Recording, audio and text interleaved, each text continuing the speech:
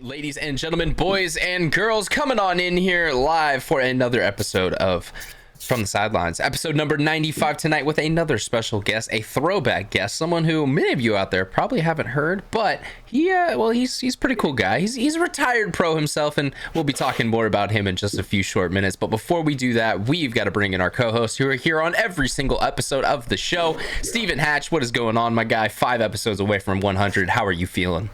Dude, we are here, like you said, for every single episode. Haven't missed one. Yeah, consistency. You know, I'm excited to go dive back into the old school days with our guest here. So, you know, I'm very excited to get into this episode for sure. This episode's going to remind us of a time when we were all young, when that mullet was not nearly as fierce as it is today. Or the mustache for sure. Definitely. Actually, did you even have the mustache back then, or was it starting? Wasn't anywhere near as good as it was. I wouldn't let it grow out, you know. I would just let it, you know, just a little bit, and then you finally committed. You finally committed. Yeah, and I'd be like, you know, maybe it's getting a little too long. You know, I wouldn't train it by brushing it. Well, you know who isn't afraid of commitment? That's our other co-host, Brando Baird. What's going on, my guy? Absolutely not. I missed the show for the commitment. Yeah, well, that kind of sucked. He's not committed to the show. He's committed to his girl, but you know, whatever. Hey. Yeah, the show doesn't beat me, so you know it's an easy decision there. She's a Latina. It's okay. That's not domestic violence. That's just how she shows love. Got to remind our audience out there. Yeah, right. Yeah, she tells me it's out of love. So we're here. Heard of our guest? You know, heard stories about him. I'm excited to actually meet him. Yeah, and, I don't know if you guys ever have. No, never. You got your fan kicking in the background, by the way. Yeah. How hot is it in that room? I can just hear that thing going like. I'm fucking sweating. Yeah. It's Dude, the beds aren't stacked. The airflow is all. I saw that today. I was so surprised. What's going on? The beds aren't stacked. We were, you know, just in case people wanted to sleep here, we unstacked the beds because it's going to be really uncomfortable to fit 5 people in 2 stacked beds. You could do it. But I'm down for it. I'm not sleeping in it, so go for it. All right, guys. Well, let's get to a point. Let's get somewhere with this show. But before we do any of that, I gotta sidestep us again one last time and talk about our sponsors that pay for this show to be on the air. We got liquidiv.com. Normally Brandon has his like glorious kind of shrine to Liquid IV behind him on the beds. It's not there tonight, so sorry, you missed out, viewer. Go check out the last episode if you want to see that. But if you want more information on Liquid IV, you could head over to their website at liquidiv.com and use code Mafia_Moffat at checkout to save yourself 20% and get free shipping. They've got all their flavors available online, which includes the sugar-free and the regular formula. They've got a lot of great flavor options. I know these boys love golden cherry, Concord grape, strawberries, another great choice, lemon lime. There's some great ones on there. For the sugar-free, I really enjoy the white peach. So there you go, little tidbit for all you at home. Yeah, like I said, head over to liquidiv.com, use code Mafia_Moffat, save yourself 20% off and get free shipping at checkout. All right, and moving on to our next sponsor, we have NECTR Energy, NECTR.energy. They're the awesome little energizing pouch to keep you pepped up and ready to go with a little bit of caffeine and a neurotropic. Although it looks, well, very similar to a Zyn, it has no caffeine. It does have caffeine. It doesn't have any tobacco or nicotine in it. It is not a product like that. It is more an energy product, although it shares the same form. It's a cool little thing. They've got, speaking of flavors, they've got a lot of great flavors as well for that now. They have 5 different options available at their website, NECTR.energy. If you head over there and throw 3 in your cart and use code MafiaProductions, all one word, MafiaProductions, you're going to get one of them for free. So it's a buy 2, get 1 free code and free shipping as well for our boys over at NECTR.energy, NECTR Energy. Thank you to them. And moving on to our last sponsor for the night, we have Welt's Clothing. Appreciate them. Great t-shirt you're wearing there. That's an awesome shirt. There you go, hat. There you go, Brandon. Fuck that Giants hat. I'm glad you got rid of that thing. Keep struggling. That's a way better hat made by our boys down at Welt's. Also got, hey, I got the hat on as well too. And Scott doesn't know it yet, but I got a Welt's Wednesday reel ready for him tomorrow because we record these on Tuesdays and Wednesdays are Welt's Wednesdays. Head over to weltsclothing.com. Use code FTS at checkout whenever they drop either their limited edition apparel at the beginning of each month or their awesome selections that they have available all the time. Yeah, use code FTS. Save yourself some money at checkout over at weltsclothing.com. All right, boys. Do you guys want to meet our guest? Do you guys want to get into this? Absolutely. You know, are you ready, kids? Aye, aye, Captain. I can't hear you. Aye, aye, Captain. Oh. Oh. Well, introducing our guest for tonight, like I mentioned in the past, he is a former pro ranked in the NXL Pro Division.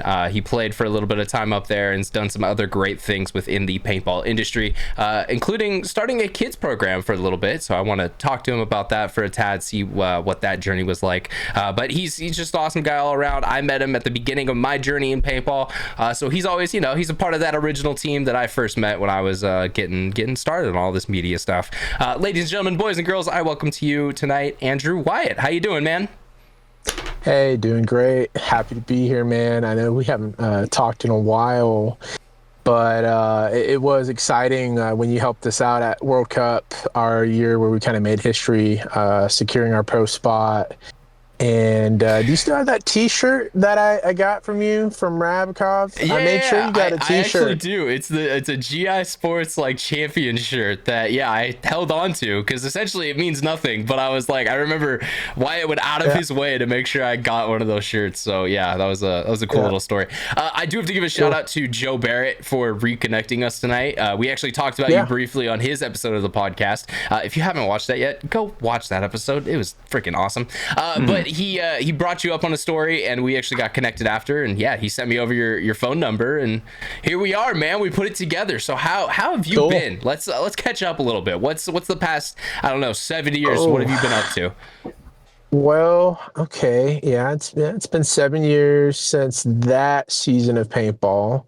It might have been closer to 6. I saw you a couple random times. In 2018.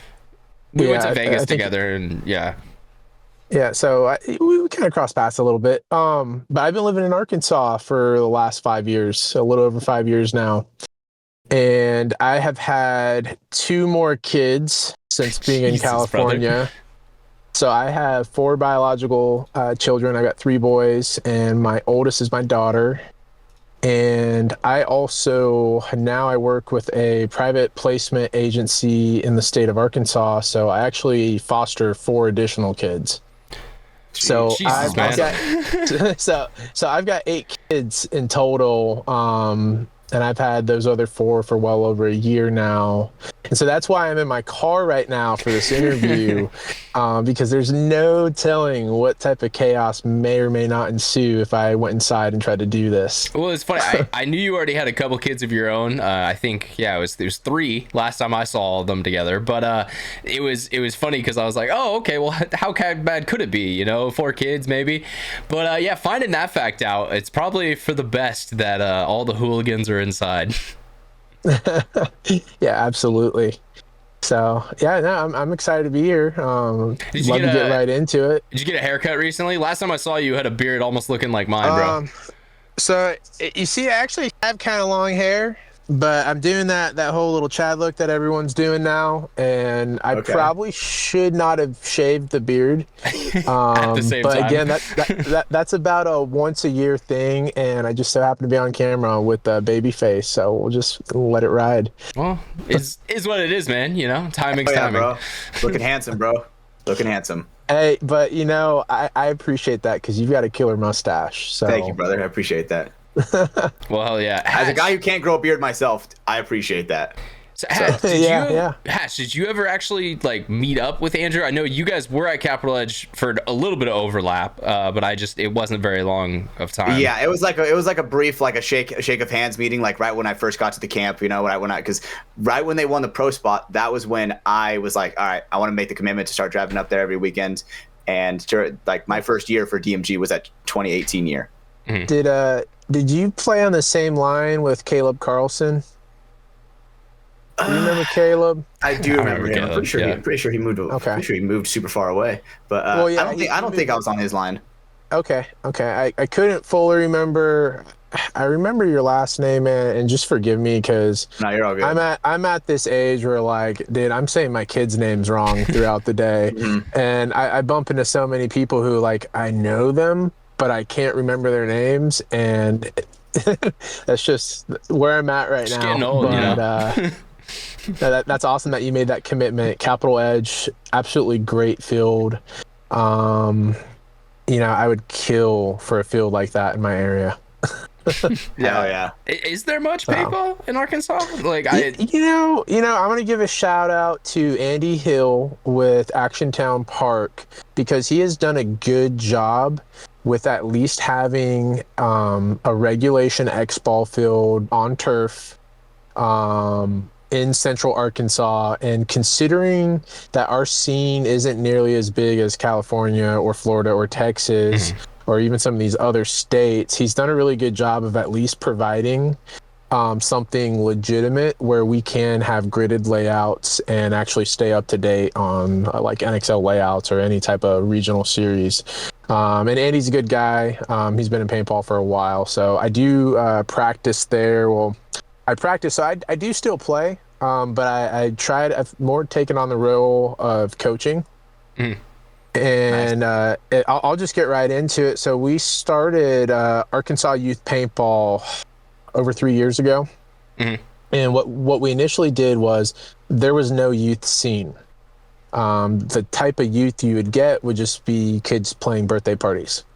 And I think most areas up until recently can attest to, if you're a brand new player, it's not always the easiest thing to just be like, you know what, I want to play tournaments and then just show up and get connected. Especially if you're like a 12 or 10, 11, 12, 13, 14-year-old kid. If you don't already have, like family in it, or like an older brother's out there already or something like that. Right. And then you're at the liberty of your parents deciding if you even get to or not. Oh, yeah, that too. I remember that. So we started doing these big game events where we were like, and I say we, but my partner Darren McEwen, he would like raid every single local parent group in the state of Arkansas and like advertise, hey, Youth Paintball Day, Action Town Park, show up for a big game, come play paintball for the first time. And we had received like countless donations. So we were giving kids like old Hitmans, old mask, old just random dye jerseys, just all kinds of like random gear. We're like, come, show up. We're going to gear you up. And some Spider Victors, kids. Let's go. That's kind of how it was initially. And we did 4 or 5 events the first year. And we had over 200 kids, youth age, so 15, 16 and under, play paintball for the first time. Oh, yeah. Okay. Nice. So real grassroots, real organic. And then by the end of that first year, we had, I think, about 15 commitments to play and begin our team, which is the Arkansas Murder Hornets. Dope name. Murder Hornet. Yeah, so it was really cool. And we gave them a few options for names. And it was like unanimously from the kids, like, we want to be the Murder Hornets. And so we're like, cool. Do you guys remember Africanized bees? Sorry, quick aside from your story. Do you guys remember when Africanized bees were gonna like destroy all of us? Yeah. Killer bees. They're on the way over. I haven't fucking met one in my life. All right, where are they? Where are the Africanized bees? I remember in like early 2000s, there was all the reports of like, ooh, they're coming over. Right. Get ready. They're gonna be here for you. They're gonna kill all of our bees. We're not gonna make food anymore. I don't know. Sorry, that's a little rant I've had stored, because anytime I hear about like weapon bees or murder hornets or something like that, I just get triggered because the young age scaredness of CNN telling me weaponized I don't know, freaking killer bees are gonna kill me or something. That actually was a motivator for the name, because at the time of the team they were still talking about murder hornets on the news. Give me points. And I kind of wanted a fun name that would trigger some people.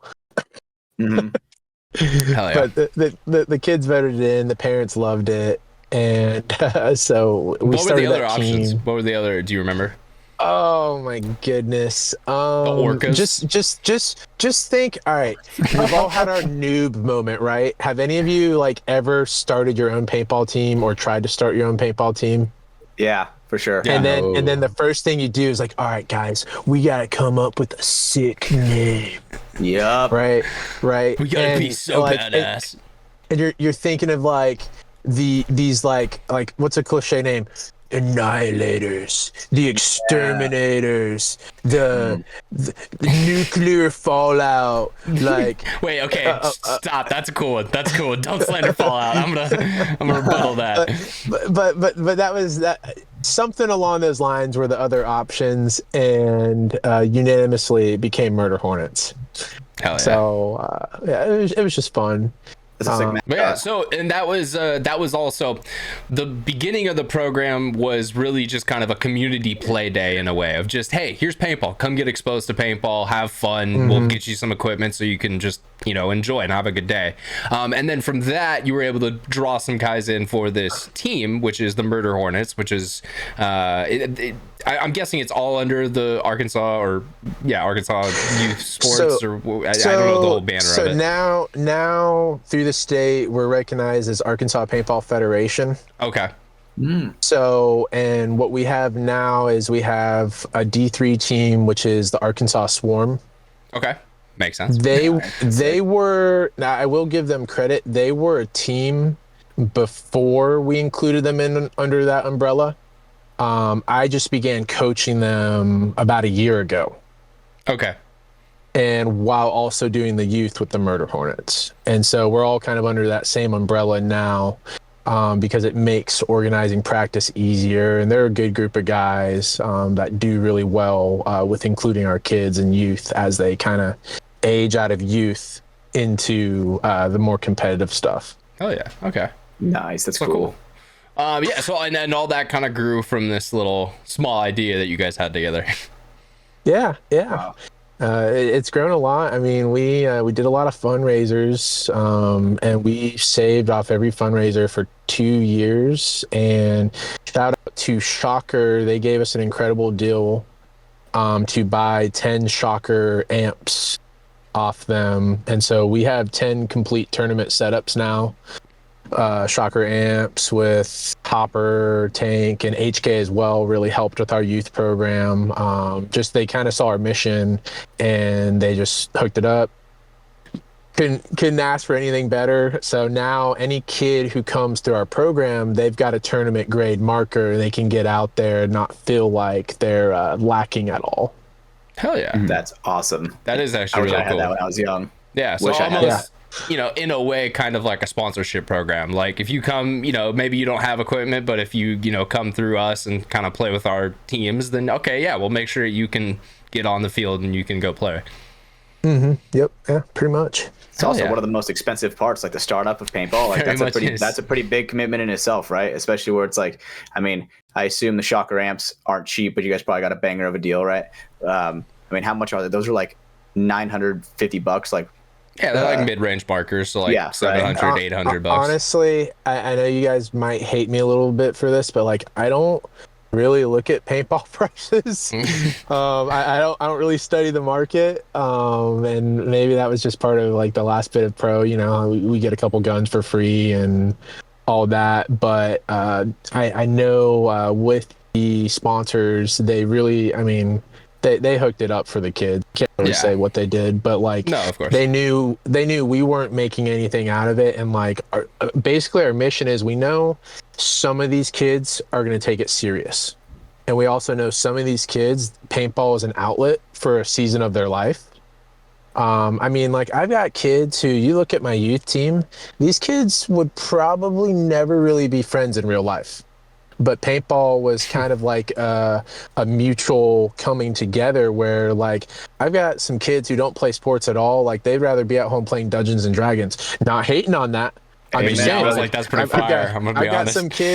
I've got some kids who couldn't lift a dumbbell, and they're at home, but they love paintball. And then I've got like some football players and wrestlers and other kids, and like they all get together and they're buddies and they're having a good time. But you know, I've had about 10 of them for 3 years for the full distance of the program. Okay. And I think collectively we've had 30 players all together. But when I include those players, some of those kids, due to just limitations with life, financial limitations, they may only play paintball once a month or once every couple months. But we still have a place where they can come and show up and have the gear and get the experience, regardless. And have a team to play with. Because like that's the biggest thing. I remember when I was a kid going out to the field, it was like, dude, even getting 5 guys to get a point together was like, that was hard in of itself. And then you have to be social. No one wants to play with you a gotta kid. put yourself out there for sure. So yeah, it was definitely a big advantage. The other thing that stood out to me there was you're talking about like, you wouldn't be friends with those people if it weren't for paintball. dude, I don't know how my parents let this like 17-year-old dude Matt, shout out Matt, you're a goat, dude. He would come and pick me up and take us to Shooters up north, because I was like the paintball field that we would go to, and like, dude, like, I don't know, yeah, like a couple times a month, you know, he'd just pick me up, drop me off, and like my parents would chill with it. I don't even know if they ever met him, but you know, yeah, he was cool. He's a cool dude. Yeah. We love paintball. Yeah, we were both kind of around the same age, and yeah, so shout out Matt. That's awesome. Shout out to Matt. But yeah, I was just wondering, did you guys have any other experience like that? I know Brandon didn't, because he's old. He wasn't a kid getting into it. But Hatch was like, was there any older guy at the field that you're like, Bro, that was we would not literally know like, each other, but what's up? that was the story of my paintball career. Story dude. of You my know, life. playing rec ball, you know, with a little axe, and then all of a sudden a dude walks up to me. Shout out to Teach, you know, that's what we call him, Mike Hernandez. Great guy with Sandcal Alliance. He just bought a paintball field down in Bakersfield. Hell yeah, shout out. Yeah, I think it's called like Alliance Sports Park, I'm pretty sure. So if you're in the Bakersfield area, go check that out. He was like, yo, looks like you got some skills on you, know, I think I can mold you into a great player, right? And I'm like, dude, hell yeah, right? Because remember that story I told you guys about how I put a thing on Facebook, like a group, and it was like, hey, 13-year-old, or I'm a 14-year-old kid, like, who wants to have me on their team? I don't remember this. Wait, what? No, dude, I told you that. So I put a thing out on this Facebook group called Central Valley Paintballers, and I was like, hey, I'm a 14-year-old kid that doesn't have any like paintball tournament knowledge, but you know, I want to be on a team, and you know, I'm putting myself out there, right? And this guy comments on it and is like, nah, dude, no one's gonna pick you up, no one's gonna pick up a kid. And I'm like, oh, like, dude, like my fucking heart was like broken. I was like, holy shit, dude, you know. But then the next weekend, shout out to Mike Hernandez, dude, came, was like, yo, good timing. Yeah, and wrap up the story. Dude, he's a legitimate guy that he reminds me of very much of yourself, Drewski, where he makes like youth programs, and he's a very big patriot of the game. So I think that's really cool what you're doing. Seriously, really big impact.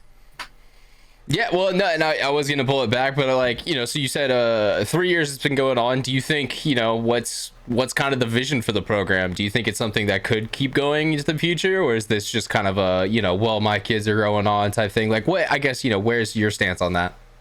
Well, so the program will continue going on, but knowing, after having done this for 3 years, we know there's a high level of turnover with players. Mm-hmm. Yeah. And just, there's so many factors that, right? These kids enter high school and they may do other sports, and they have other siblings, and the parents can't just travel to all of these sporting events all at once, all the time.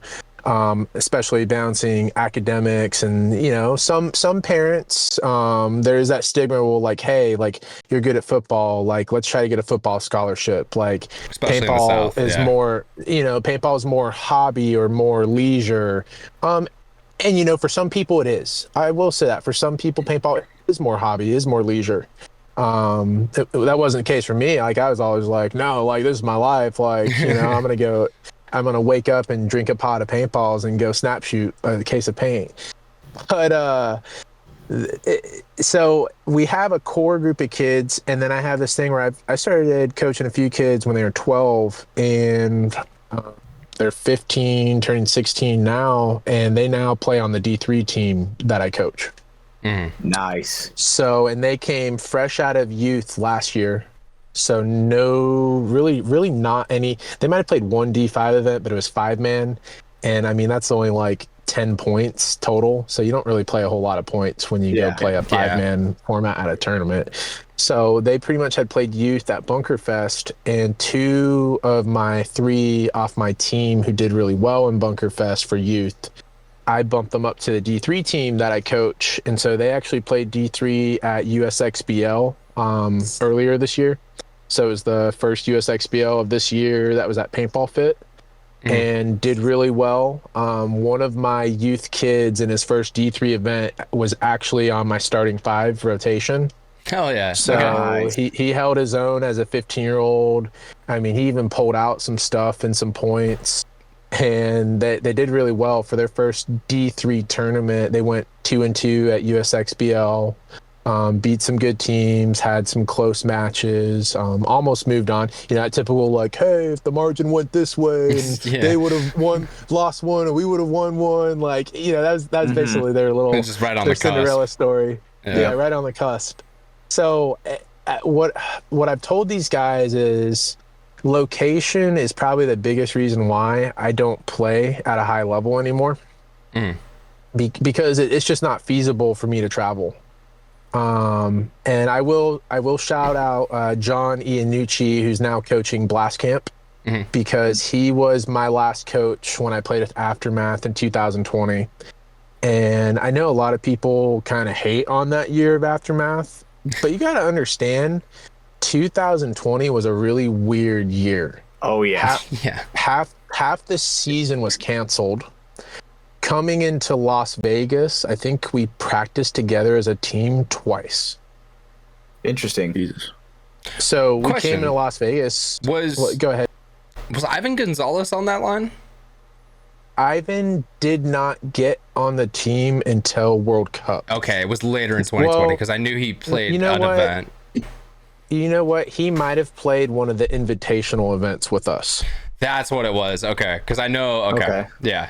And he also played World Cup.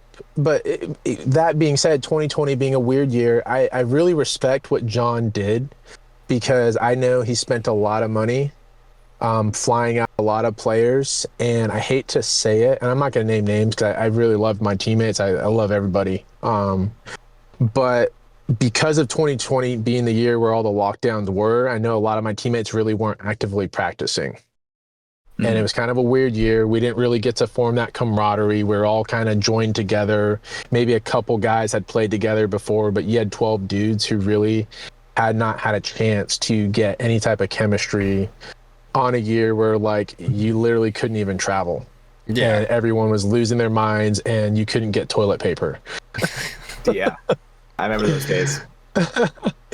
But I will say, John Iannucci, I think he's a great coach, regardless of what people said. Hard worker.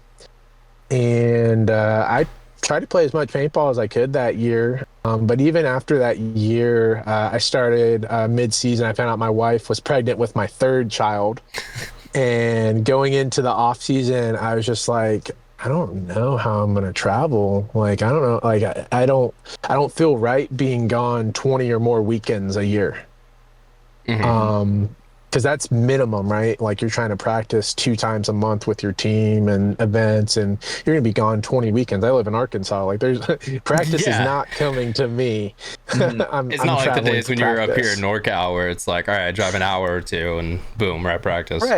Right, or Dave would unlock the gate for us, and we could go practice on a Wednesday or a Friday in addition to Saturday and Sunday. Shout out to Capital Edge and Dave Baines, because great memories there. But with that being said, and proximity kind of being a deciding factor in my ability to play at a high level, my focus is coaching these local players in my area. And what I've told these guys is like, hey, like, I can coach you guys to as far as you want to go with it, but you need to show up and you need to be willing to learn. And they've come a long way. I mean, they came out of D4 last year, and their first tournament in D3 USXBL were pretty competitive. On top of the youth players we've been coaching who are now starters on that team. We're like half the age of half the guys on this team. Some 15, 16-year-old kids who are like really holding their own.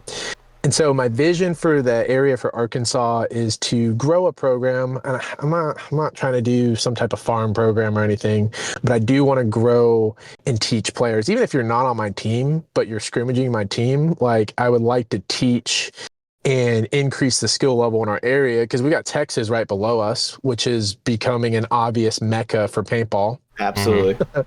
I grew up in Florida, where Florida is a mecca of paintball. And I lived in California, where California is the mecca of paintball.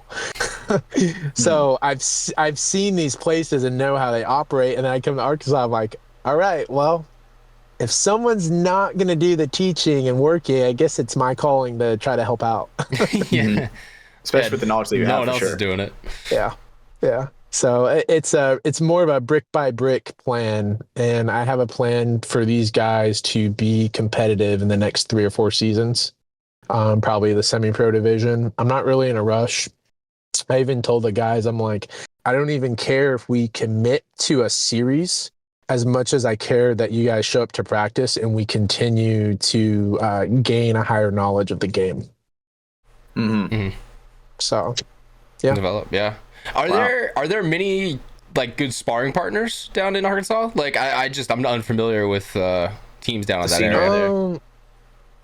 I know there's some guy up in Northwest Arkansas. I think he plays with Infamous. I can't remember which guy it was, or if he still plays with Infamous. Is it Kevin Rudolph? Is that right? Callie? Yeah, I mean Callie still does. Yeah. Callie. So I think Callie lives up in Northwest Arkansas. I've never actually talked to him personally. But as far as I know, other than Callie and maybe Damian Ryan, but I don't think Damian Ryan lives in Arkansas anymore. Okay. So, but like divisional so teams, are there any like other camps? I haven't really heard from many teams from there. Andy Hill, shout out to Andy again, who owns Action Town Park. He's got a team called Point Blank, and they're D4. I'll say they're not just like they're good. They've been playing D4 forever. So it's not like they haven't played paintball. They've all been playing paintball well over 10 years. But I think it's kind of like, yeah, it is borderline sandbagging, right? But the game has also progressed a lot in the last 10 years. Where you look at D4 to semi-pro, I mean, D4 players know how to snap shoot. They know how to slide. They know how to run and gun. Like they're fundamentally not really lacking a lot. But then it comes down to the IQ and the pace of the game, which is really what you see in the difference in divisions at this point with how paintball has progressed. Yep. No, for sure. So the physical side is D5 and 3-man out of the way. The physical side is there for most of the players in the NXL. It's the mental aspect. It's the chess game, figuring out communication. Had a nice angle there for a sec. But yeah, it's the more mental aspects of the game. I did want to pull it back because speaking of kind of the history of the game, 2017 was when you and DMG went on an absolute run, a historical run. Up until last year, when BB Fit took over that history. Hey, congrats to those guys. Congrats to them guys. Seriously, like that's impressive. I'm pretty sure they're the first ones to ever win 5 out of 5. I know a few teams have done 4 out of 5. DMG, I think Seattle Uprising did it when they went pro. I think Upton 187 might have done it. I think Vicious might have done it. And even R&T All Stars, and when they played like D1. They had done 4 out of 5, but I don't think anyone has ever done 5 out of 5. So congrats to the Paintball Fit guys. Like that's honestly impressive. Yeah. But I wanted to ask, could you walk us through some of that 2017 season? I mean, as much as you remember, it was when DMG's already been relegated again, but that was before that whole journey of going up to pro and kind of how everything got started. Yeah. It was really cool. We came into that year with a chip on our shoulder because the year prior, that would have been my first year with DMG, which would have been 2016.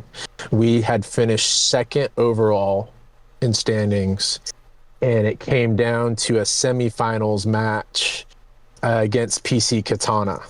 And whoever won the semifinals match, it didn't matter if they won World Cup. They would have the points, yeah. They would have the points. And we mysteriously got 7 majors during that match.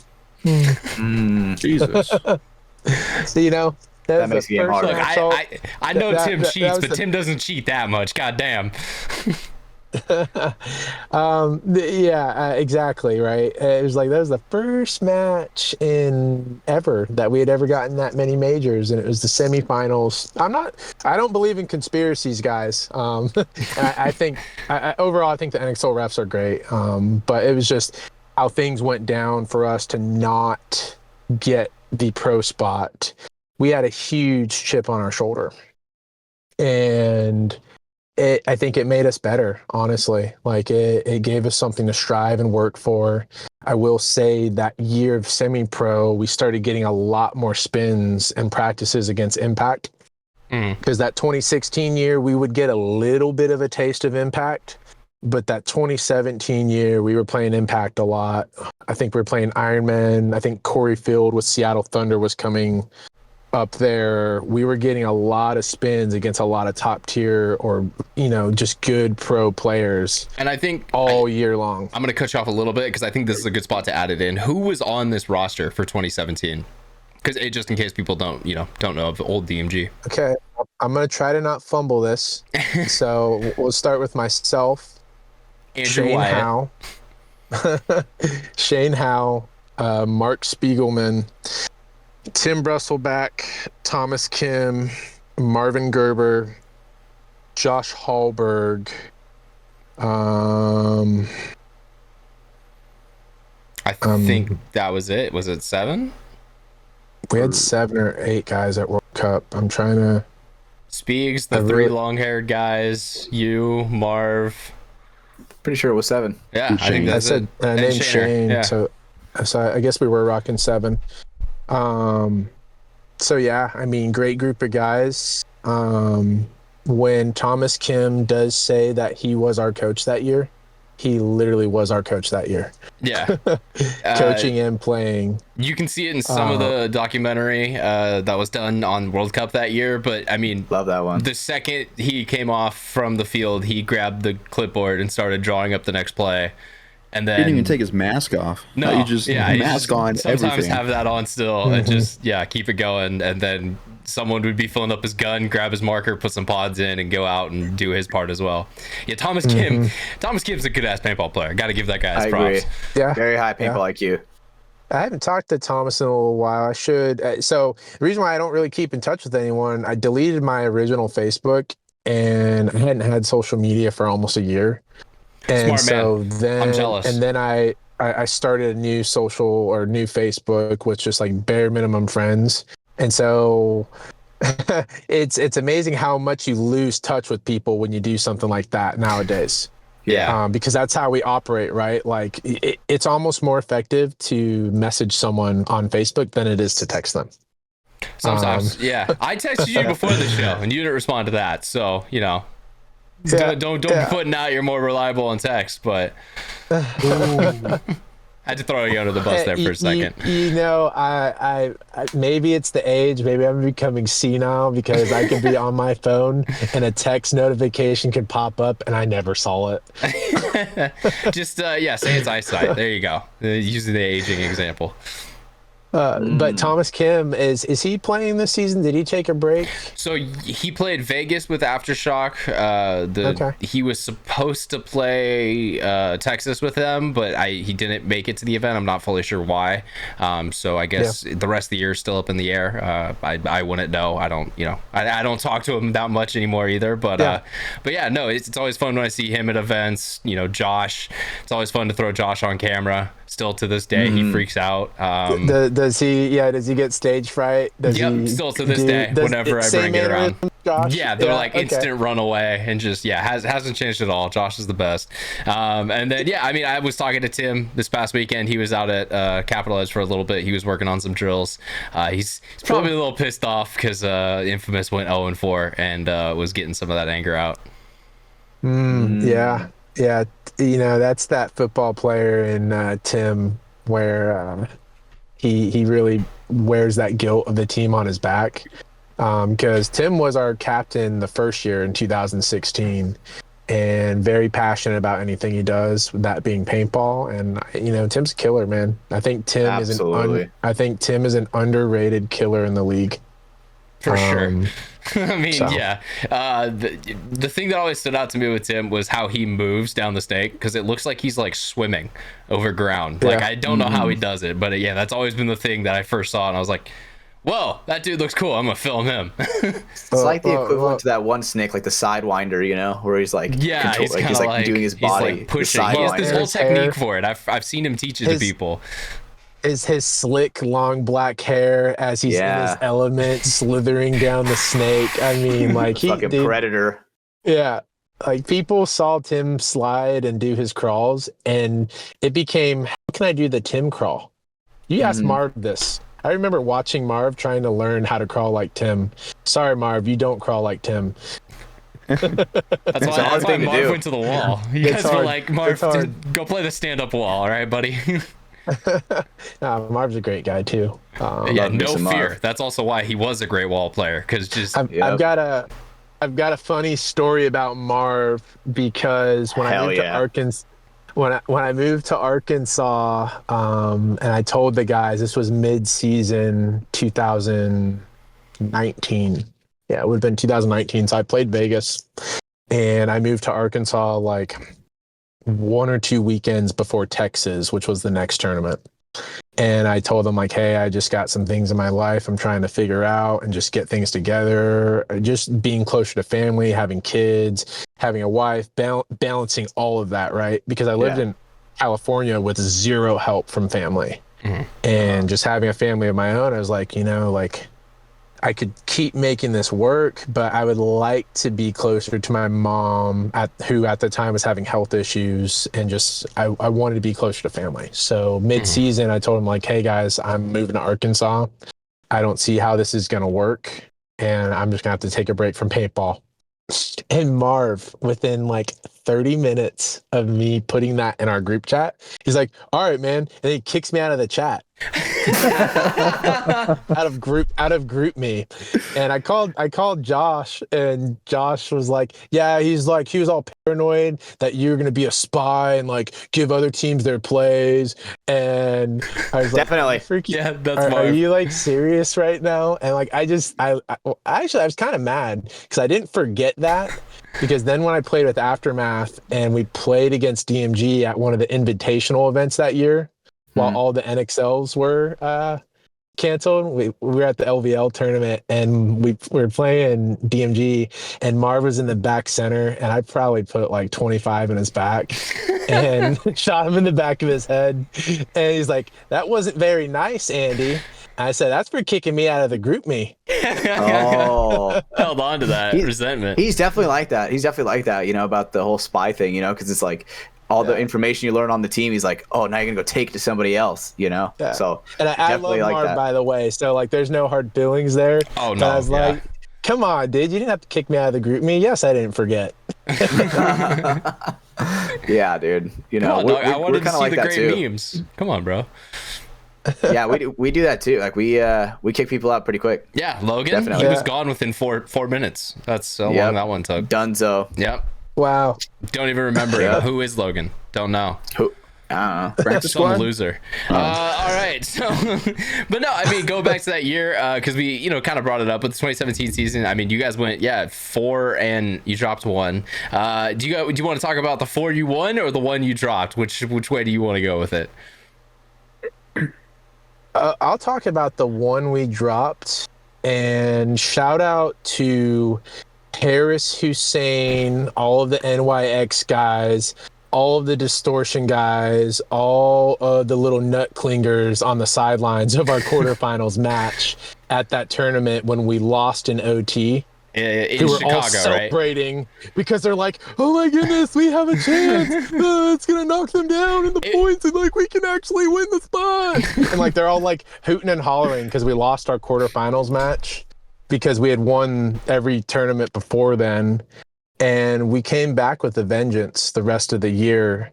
And you look at that year, we won 4 out of 5 tournaments. That seems like we dominated, right? Yeah. But the NXL at the time did not disclose that there were going to be 20 teams the following year. It was still the 16. Even bottom through team Cup. gets even through Cup, nobody knew.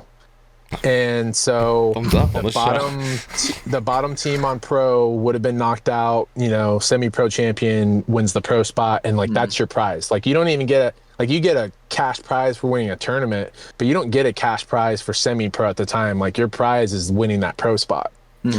And so we came into World Cup winning 3 out of 4 tournaments and still did not have a guarantee that we clinched it until we made it to semifinals. Yeah.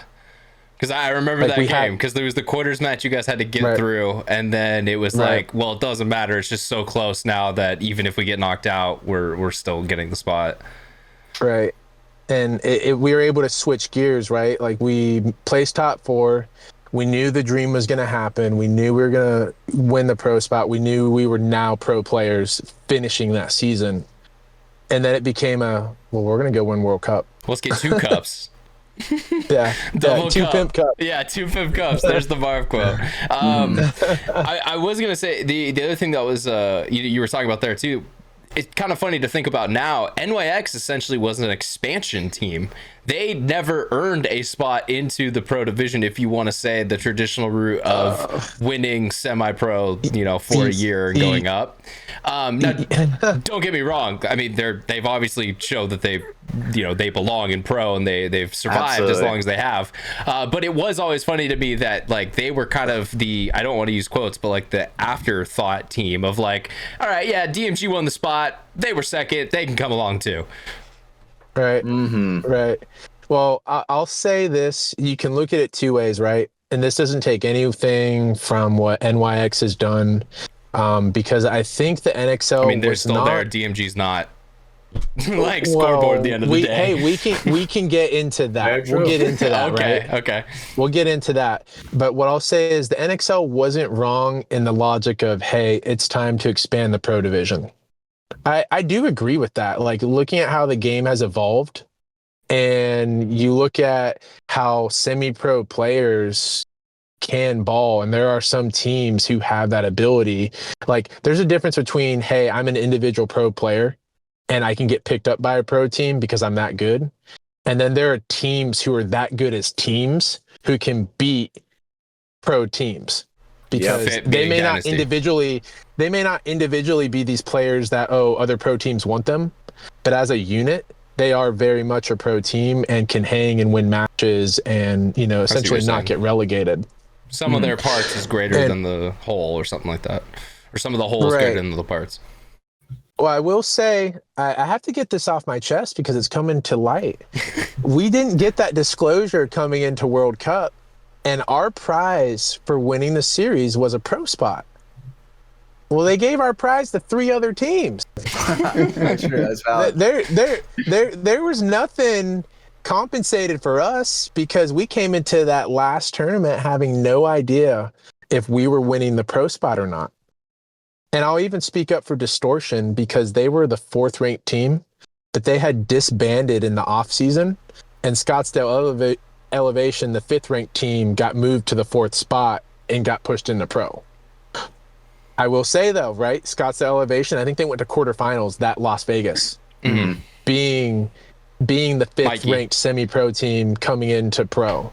So that tells you the NXL wasn't wrong in the logic of bumping up more pro teams and expanding the division, but they were wrong in how they addressed it. They should have said that at the beginning of the year, and that's my opinion, right? Dave couldn't have come up to you guys in a meeting and been like, hey, by the way, just make top 8. You guys are good. Like, not even explain it, but just be like, it's very noticeable here. You make top 8, you're fine. Just know that. Or like, none of that type of shit. Right. Yeah.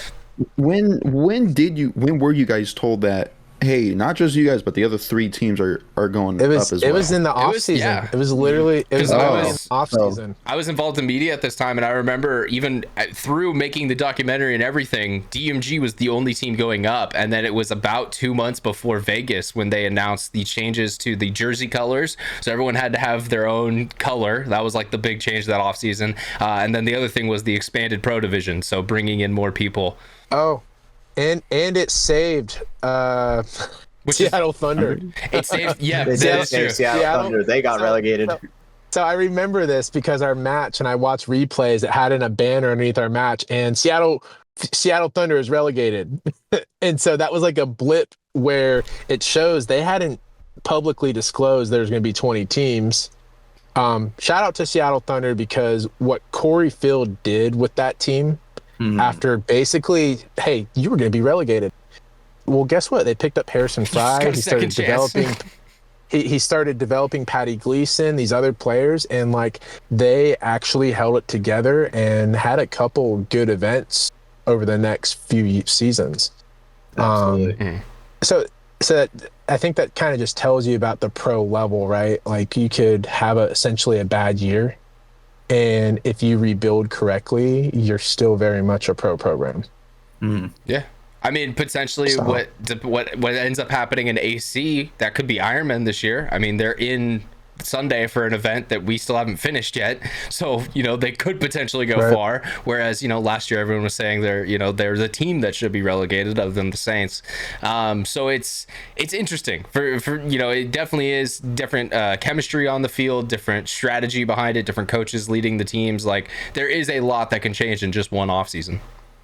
Absolutely. And it's like, if you have a really bad year, you get relegated, So, And you only get one. Right. yeah, you only get one really bad year. So DMG learned that one the hard way. You should ask Evan Fernandez about it. He's not a big fan. Oh, I bet. Well, so did you want to talk about DMG losing the pro spot? Yeah, I did. That was on my notes for sure. Yeah, we could do that too. I mean, keeping very it in the curious. history a little bit, just finishing out with 2017 year, was there anything else that you remember from that year? Anything else that, kind of stood out to you of, winning that spot going into the next year, knowing that you were going to be a pro? Well, it's cliche, right? But it was a dream come true. And it was cool. I'll say something how it ended. I actually got to hit the buzzer in You're the in thumbnail for the whole video. in the OT point.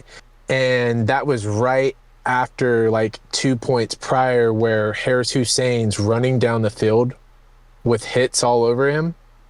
And a ref was chasing Harris to pull a flag on him. And they called me on a spin when I didn't have a hit on me. And the ref looking at me throws a flag on me while the other ref was trying to chase Harris to throw a flag on him before we ever ran down and shot me.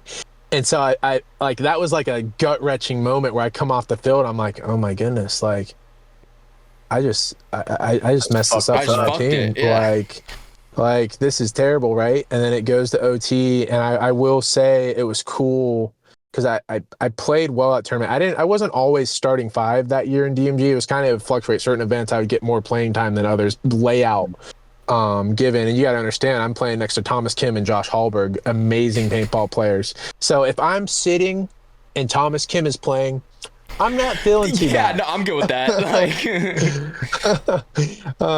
That'd be like me and Hatch on a line together and being like, Hatch should be playing the spot. Who the fuck am I? Right. Well, but it was cool because I had that moment. I was pissed, right? And we're going into that OT point, and they're like, "Why get on the field? You need to dig deep right now. We're going to win this." And like that was Tim and Thomas, and I was like, "All right." So my boys believe in me. Like we've already forget that point that happened a couple points ago. We're gonna get on. We're gonna win this OT point. We're gonna win World Cup. We're gonna finish the season with a bang, right? 2 pimp cups. And two pimp cups. And so just getting to live that, man. You could try to your first pro match you'll never forget, but also winning your World Cup to win your pro spot you're never going to forget. And if I was to compare those two, I do have to shorten that sentence. Winning World Cup you'll never forget. I know Hatch will never forget his.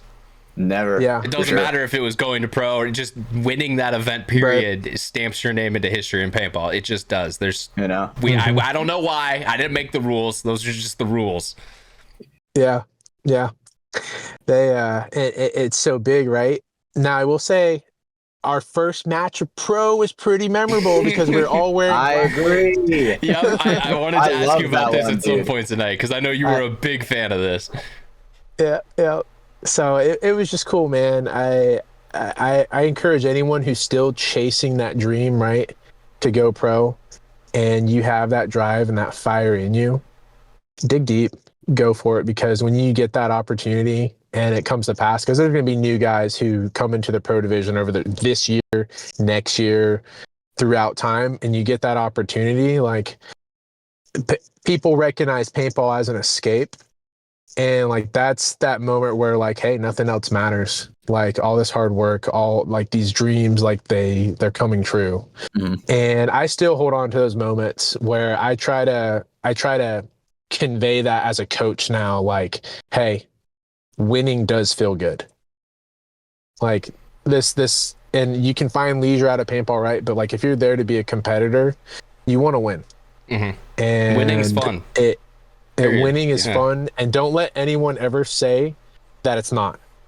Yeah, no. I mean, and you could still, even like there is that line of realizing that like you can't win every single fucking event, but at the end of the day, it is the best feeling. And so working as hard as you can to achieve that feeling is worth it in the end when you eventually get to there. Yeah. Being a loser only has a certain threshold of fun for sure. Yeah, Hatch, how does it feel? Fucking like when shit, was the last time you played up, Sunday, dude. my guy? What's up? When was the last time you played Sunday? Well, that fuck, dude. What cup? World Cup. Hey, World Cup. Yeah, we played Sunday. How many points? 6 or 5. And then it was over pretty quick, wasn't it? Yeah, it was over pretty quick. You know what sucks about being a loser in paintball? You probably got bonus balled, probably got gogged, shot in all kinds of spots. So on top of the pain of losing, you've got the physical pain that sets in as you look at all your welts. And you just spent a whole bunch of money to be at this field in the middle of nowhere. Well, I even count my welts sometimes, and I've had tournaments where I came home and I didn't really have any welts, and we won the tournament, right? And then I've had other tournaments where we didn't get it out of prelims. I got 40 welts on my back. Yep. It's like, damn, I pissed someone off? What the fuck? just a fresh reminder, But I mean, high level paintball, dude, making a move where you're going to get somebody or making the move that needs to, happen to win the point, dude, you are getting punished sometimes, right? Because nobody wants to see their fucking boy get shot in the head like that, So you're going to get the payback for sure. So, Well, and I will say, paintball. Especially, you can maybe speak on this a little bit too, Andrew. In the pro division, there's definitely enforcers. There's like, let's say you're playing Dynasty. If you overshoot Ryan, he'll probably give it back to you, but he's never going to start that shit.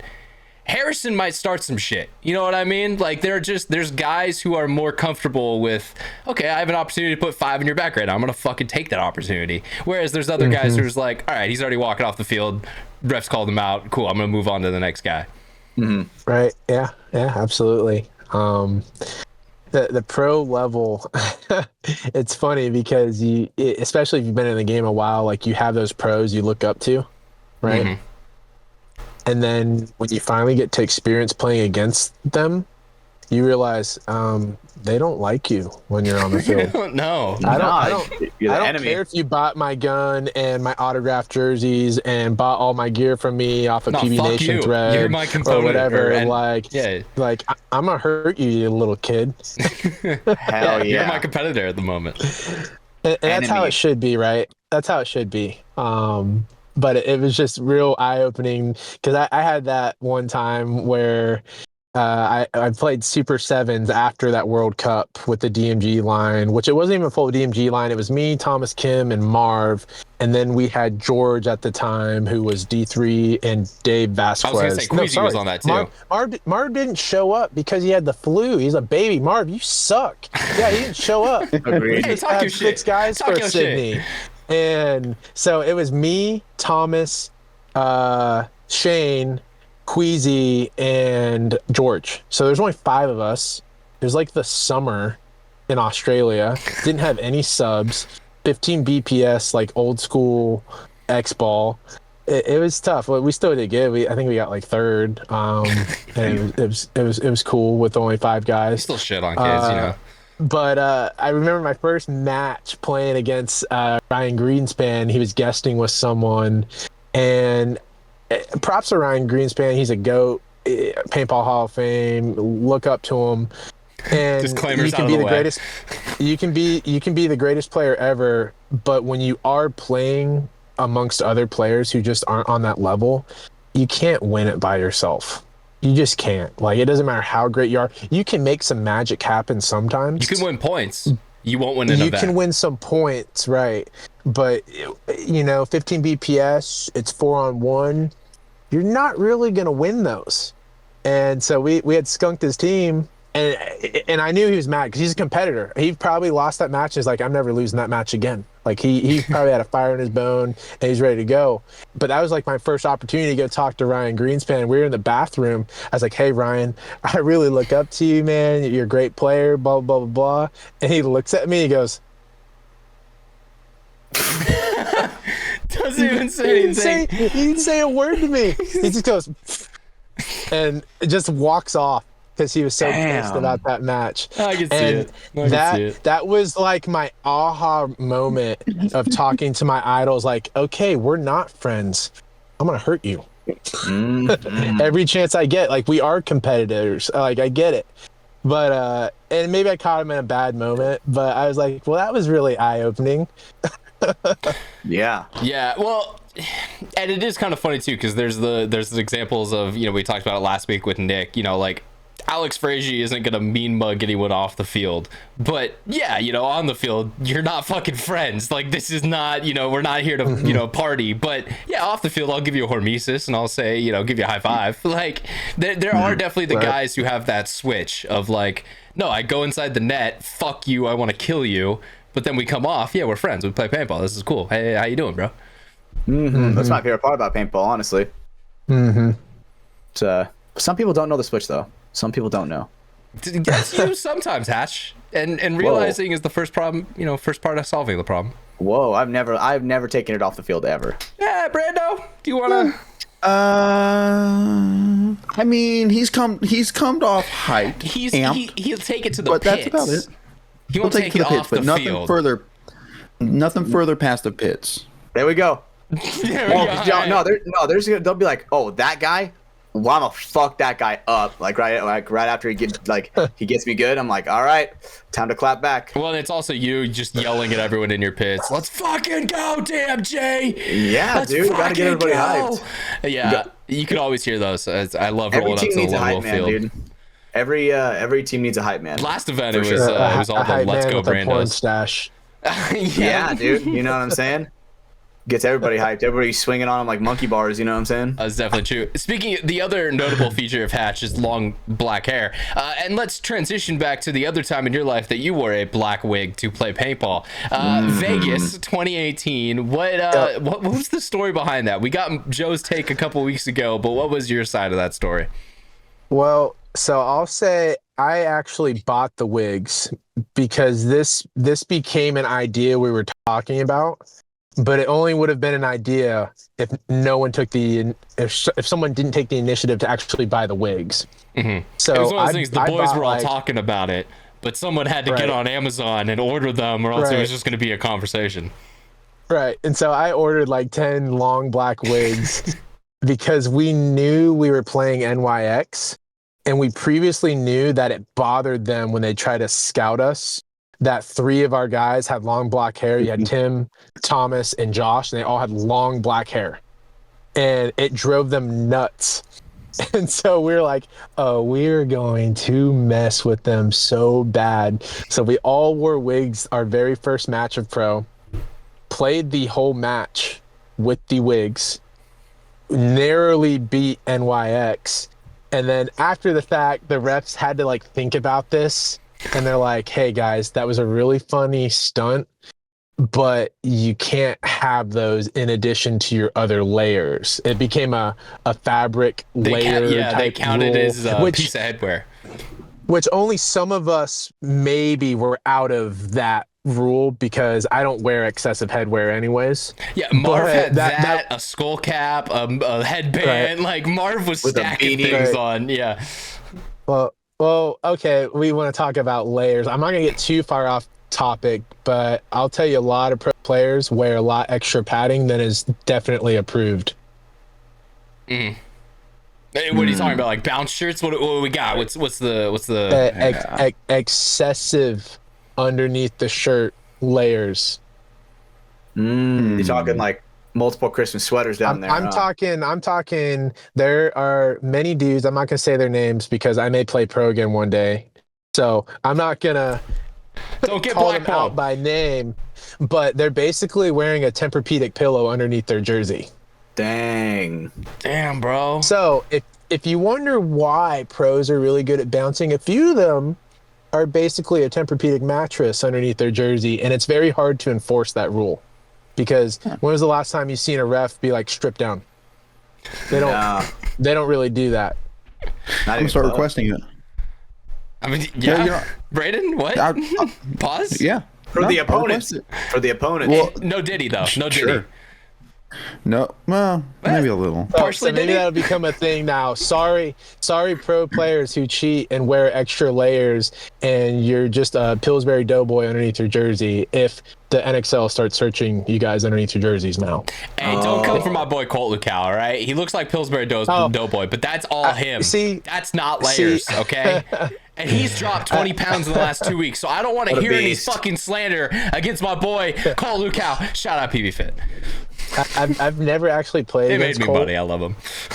because we kind of their transition to pro and my transition out, we didn't cross paths and we never played against them. Mm-hmm. So I've never actually played against Colt, but big boy can move. Yep. Yeah, you can. I haven't played against him either, and I wanted to so bad, but you know. You guys were in the same division, so your story's worse. Fuck. I was trying, bro. I was like the entire year. I'm just like, what is it? What's the word? Dude, next time you want that to happen, you just hit like DM Tom Cole. No, DM Tom Cole. Send like a couple $100 his way. I guarantee you the schedule you'll be in their bracket. Okay. That's all you gotta do. It's easy. Just bribe Tom Cole. Yeah. Now I just gotta win 5 events to get there. In a row. Well, okay. I mean, not this year. Next year maybe. You're already too late on this year. It's tragic, bro. Really does make me think about the math, This podcast is not about you. It's about our guest, Andrew Wyatt. And going back to, the game in Vegas, they made you guys take all of them off. So you guys that was like kind of it at that point. It was just the one game prank you were able to get off. Yep. Yeah, and it was funny because we got to hear Harris and a few of the other guys. They're like, dude, we were so confused. We're like, he's got black hair. There's Josh. There's Tim. Why is Tim playing Doritos? Like, and so it really did mess with them. And, that's a memory I'll never forget because I'm pretty sure we're the first people and only people who will ever get to do that. Yeah, so got away with wearing wigs. Regardless if DMG ever gets a pro spot again, hey, maybe you guys do it, right? Like, that's the dream. Regardless, like, that's history. You can't take that away. The time DMG in their very first inaugural pro match all wore black wigs. Yeah. And Harris Hussein cried about it. It wouldn't have the same zinger to it if we did it now, being the second ones to do it. It wouldn't have the same. I feel like actually on the opposite note, you need to. If you get pro now, you have to like. Well, no, now that I think about it, dude, because the thing is, like, people always confuse Caden and I. People think that Caden is my genuine brother, dude. People were like all over this weekend of the Sepple, like, dude, you guys brothers? You guys twins? You say that all the time. It's just because you guys have long black hair when you have masks on. If you guys see them without their masks on, they look nothing alike. But I will say you guys are kind of getting there because Brandon's growing his Brandon's growing his hair out too. So if you now have Hatch, Caden, and Brandon all with long hair. Cedar also has long hair now with his mullet, for sure. Cedar wears his knight's balaclava where he looks like the Templar knight coming to save the world during the Crucible or whatever. The Crusade. There you go. The Holy I was Grail. getting there. Yeah. He's looking for the Holy Grail. That's what he looks like when he wears his balaclava. I mean, I wear a balaclava as well, but sometimes the hair be squeaking out. That's true. But yeah, so and then you ended up playing with a team for the rest of that year, moving on to the next year. When did you actually end up leaving DMG? So I played the first season with them, and then I played 1 or 2 tournaments. I think I definitely played Vegas the following year. And then, like you mentioned, I think earlier, the Texas event was when you moved to Arkansas. Right. Okay. Yeah. Okay. Right. And so then I took a break. I didn't even touch a paintball gun until I tried out for Aftermath. Like, I literally didn't touch a paintball gun until I went out to San Diego at SC Village, or now it would have been Camp Pendleton. Not SC Village. It would have been Camp Pendleton or whatever they call it now. That was in the military it's closed base. now, but Victory was what it was for a little bit. Victory. It was Victory Paintball Park. So that was my first time in that year or so of touching a paintball gun. Was at the tryout where there's about, I don't know, 15 to 20 of us trying out. And Why'd you choose What caused that? Yeah. not playing paintball? The time, so I had moved to Arkansas for family reasons, and just being a husband and father. My mom at the time was not in good health. And so I was just reestablishing some roots in an area where I felt was best to raise my kids and just moving forward with life. Obviously, I still wanted to make paintball work, but being a dad, I had to make that hard decision of like, what is going to be best for my kids, my wife and I right now. Paintball, those opportunities will be there. I'm still relatively young. I'm only 31. And I've got a lot of life left in me. Like, if I were to ever compete at the highest level again, like, I've definitely got a lot of gas in the tank. I guess so. I think where Brandon was going was what caused that comeback. What was the Aftermath holding tryouts? Fuck it, I'm gonna fly out there and I'm gonna go for it. I got a message from Mike Bruno on Facebook. Okay. He reached out to me, and he had scouted me for a while and was like, he had been trying to build this team with Johnny Iannucci, because that was that transition of Mike Hinman leaving Aftermath. Iannucci was taking control. Those Aftermath players who, just that whole rebuild of that team of Aftermath in the Pro Division fell on Johnny Iannucci. So he pretty much rebuilt that entire Aftermath team minus like 2 or 3 guys from the first season. Okay. And so Mike Bruno had messaged me, put me in contact with Johnny Iannucci, and then Johnny Iannucci told me to come out for the tryout that year over at Victory Paintball Park. Okay. So yeah, it's kind of worked out where I was like, you know what? Yeah, sure, why not? I want to play some paintball. And I've always had this idea of where if you have opportunities, take them. Even if it doesn't make sense, because I even told John, I was like, you realize, like, I haven't touched the paintball gun in a year, right? Like, I want you to know that. And he's like, I've seen the game film. Like, please come out. Like, so do pro players and team scout players? Yes, absolutely. So yeah, I was like, you know what? I'll take this opportunity. I'll play some paintball, and went ahead with Aftermath, going back in that conversation we had earlier with 2020 just being an extremely weird year for paintball. Yeah. Yep. So it wasn't really the awesome Cinderella story of coming back to paintball, because 2020 was kind of like a robbery year. It was like a tease is how I would put it. But yeah. Yeah. Okay. So, and then that was kind of your last, I guess, pro journey, or you know, you could say like that was your last attempt at it, was that year, and then when everything kind of faltered from there, you just didn't attempt to do that again. Or I guess what caused the potential retirement for the current moment? Proximity. Living in Arkansas, again, for me to travel to any team, and I never really reached out to Paintball Fit, but I'm just using examples here. Probably the closest field to me would be Paintball Fit, and that would be a 4.5-hour drive. And I know those guys play paintball a lot. It's fucked up. There's no way 4 times a week. If I ever even tried out for them and they said yes, right? If they did, there's no way I could meet those expectations to drive and travel and be gone all those weekends all the time, knowing like I'm a father, husband, and have 4 kids. Yeah. And that's not including my fosters, because that's new. I've been doing that the last couple of years. So. Yeah, but I will say that is a good point, because I mean, yeah, like, you know, so that's the closest field to you, 4 hours. All those guys live within 2 hours of that field, and they practice religiously. I'm pretty sure all of them play night ball, so Wednesday night. They all play Friday night as well, and then Saturday and Sunday. So, okay, you're just going to spend, 4 days out of your week now in Dallas. That's essentially what you need to do to like be on a team like that. And that's kind of, I think, helping to your point of, if you're not there, it is hard to make yourself available for some of these teams. There is the opposite side of the teams, like, Dynasty comes to mind, where a lot of those guys don't play all that much. They have their couple practices before the event, and then they play the event, and then maybe they'll go coach and stuff. They'll be involved in paintball, but they're not necessarily grinding out double weekends all the time. Yeah, they're constantly around it, but they're not playing. Mm-hmm. Right. Well, and use that example, right? You look at Paintball Fit, they have not reached their ceiling yet. They are still developing as pros. They're good. Very but good. They have It'd be not fucking reached Dynasty, their ceiling bro. yet. Who was the last team to do that? Now, it's been a while. Now then you look at Dynasty, right?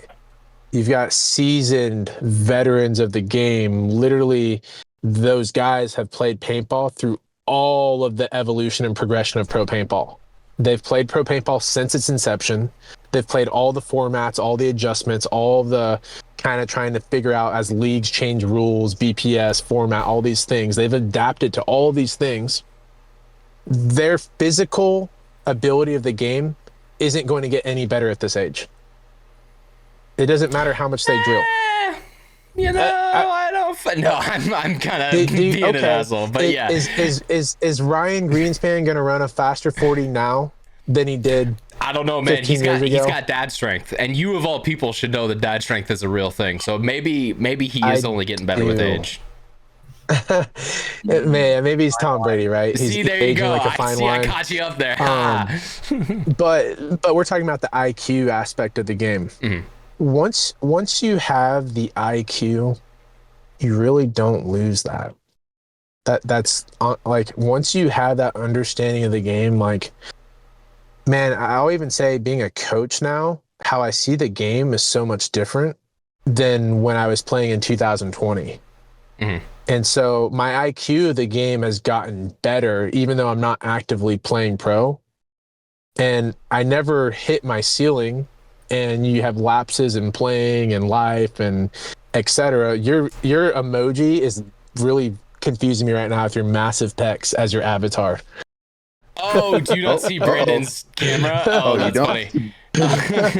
Sorry, that just saw that. And, like, that just totally disrupted my train of thought. Sorry, we can explain what that is after show. That's all we can say. But where were you at before that? Before Brandon's massive pecs got us off guard. I knew it would happen one of these days. God damn it. So the IQ and understanding of the game, as you've gained that, you don't really lose that. And and what I mean by that is you can see, let's compare who's the top athlete, like physically, the most ferocious athlete in pro right now, like physical ability. Dude, honestly, people might get mad at me, but ABJ. I think he's one of the best athletes that we see in the pro division. Like 100%. Keith Brown, obviously he's up there too, but that kind of goes against your example because he's such a tenured pro. He has the high IQ as well. Say Chad George as well. Chad George, another unit. Connor Kelly can kind of be thrown up there too. Just, really quick and agile guys. Okay, so you name those four guys, right? Would you name any of those guys as the current best pro player? Keith could be in the conversation depending on the event, but that's a very good point. I would say Mouse definitely, but he definitely has had a rough past couple of events for sure. But Mouse is like, he's a threat no matter where he is for sure. Like there's examples that go against it, but what you just said does stand a lot very true.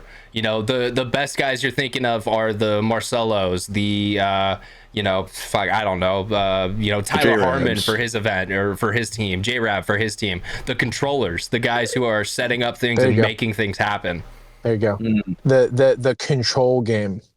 And so that's where my mentality has shifted over the last 4 years, because I was a very hyper aggressive front player for the longest time. Mm-hmm. And then I became more of an insert. And then even with Aftermath, I became more of a 3 or an up the middle aggressive insert. But I wasn't your front Dorito or your front Snake, which is what I was at times on DMG. And playing those other roles led me to learning more of the control game of paintball. It's not as much of the gunfight, like young players, I got to win this gunfight. I got to win this gunfight. I got to win this gunfight. Like that's the thought process of this aggressive way of staying alive. And then you look at seasoned pro players, they're thinking the exact opposite. They're like, I don't have to get in this gunfight. Oh yeah, Absolutely. So it goes from. So just kind of a good example of this is if you watch like pro games on like Go Sports, very often is it heads up gunfights that guys are getting out on. That does happen for sure, but a lot more of the time it's people getting positional advantages or getting timing advantages, and then taking taking opportunity of that. Mm-hmm. Absolutely. And then it turns into, and this is combat, right? Let's use the example of combat with paintball. Do you want to make the hyper aggressive move that puts you in a bunker that's uncomfortable to play? Or do you want to play in a bunker that's comfortable that you can control the game from? Mm-hmm.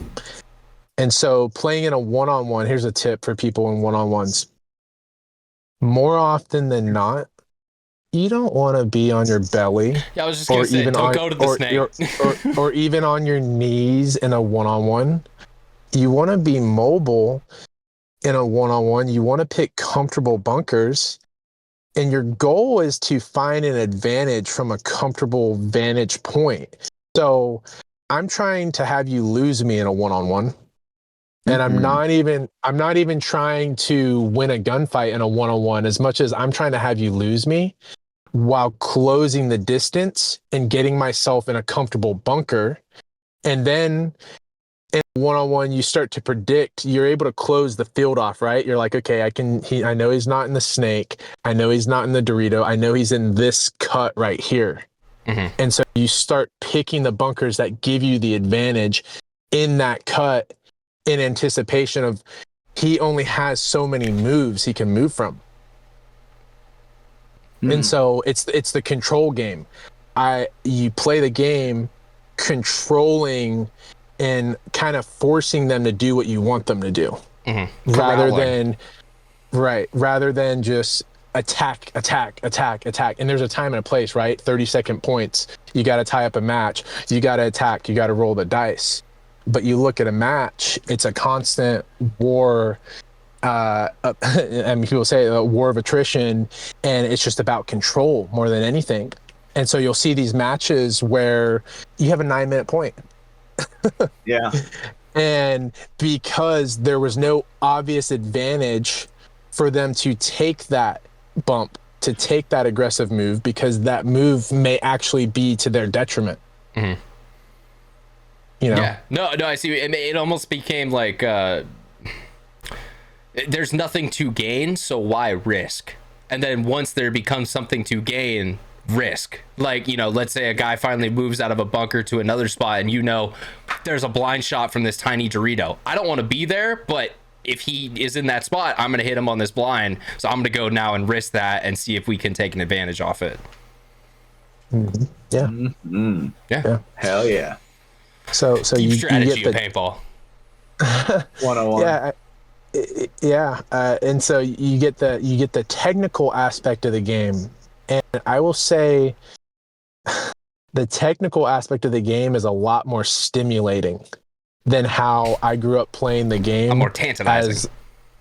Right? Like I was 14, 15, 16, 17 years old, and my mentality was, I have to go to the Dorito and I have to Superman dive. And then wrap and go and be in their 50 and then go down the field. Hell yeah. And there's nothing wrong with learning those skills, right? Because there's a time and place for those skills. But do you see Jason Edwards doing that? No. No, not necessarily, no. Jason's a controller. I see Fedorov doing it sometimes, but that's just because he's a madman. Yeah, Fedorov's is a combination of both, right?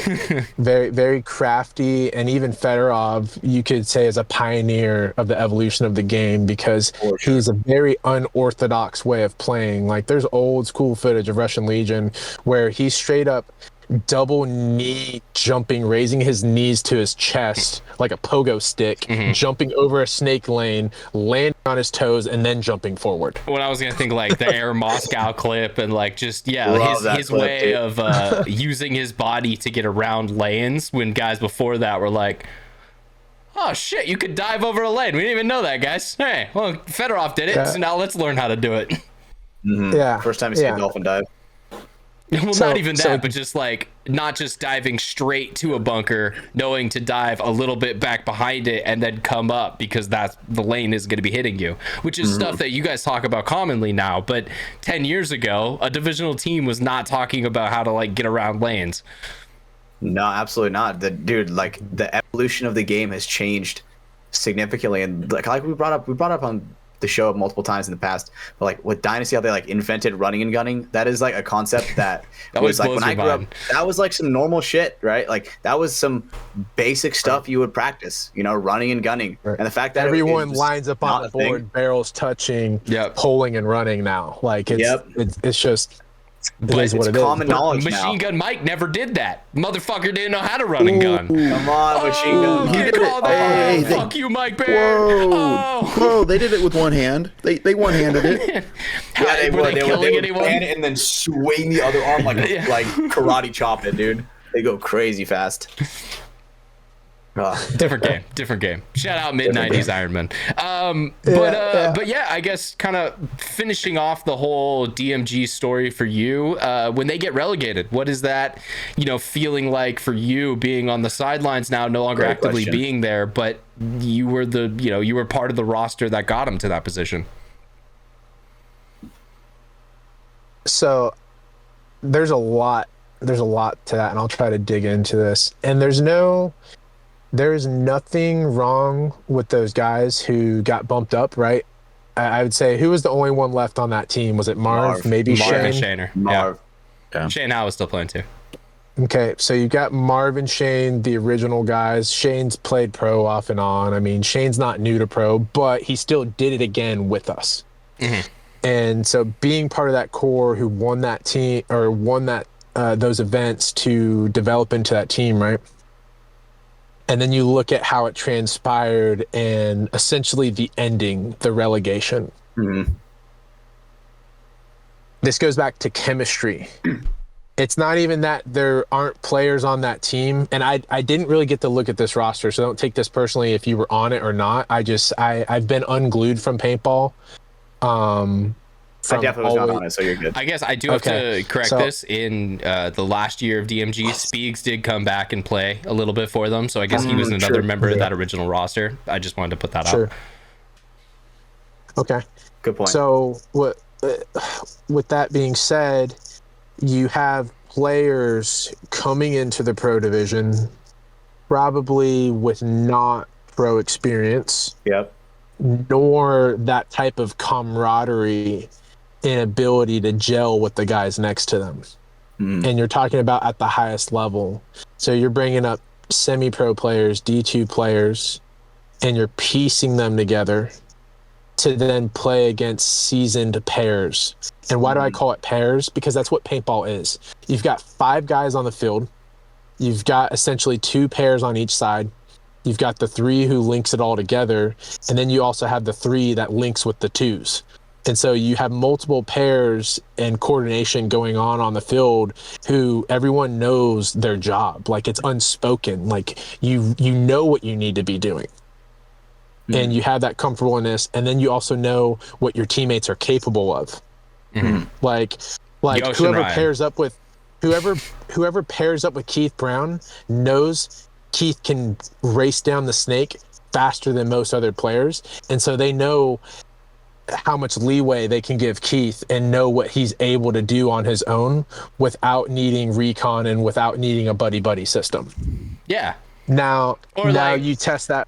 Well, I was gonna say it's a great example of a guy who also plays a snake, Shane. If he's in the snake and there's a split second, I'm not gonna tell him to crawl all the way down because he may not make it there. But that's not Shane's strengths. His strength is being crafty and finding picks when you should not be getting picks at all. But he can read the game and find those out. Whereas so that's a great example of knowing who the guy in front of you is. What information should I be giving him? How should I be setting him up for a kill? And so we use that example. You get these brand new players to pro playing pro. And I'll say this to anyone brand new to pro, until you win a match in pro, you're still measuring yourself on what you're capable of doing because you don't know yet. Yeah. It's the And food chain. You're finding out where you're at on the food chain. You're finding out if you belong. For sure. Like, you're Really finding out, quickly. like, do I actually belong on this field? Like, if I get in the snake, am I going to actually kill anybody? Mm-hmm. Yeah.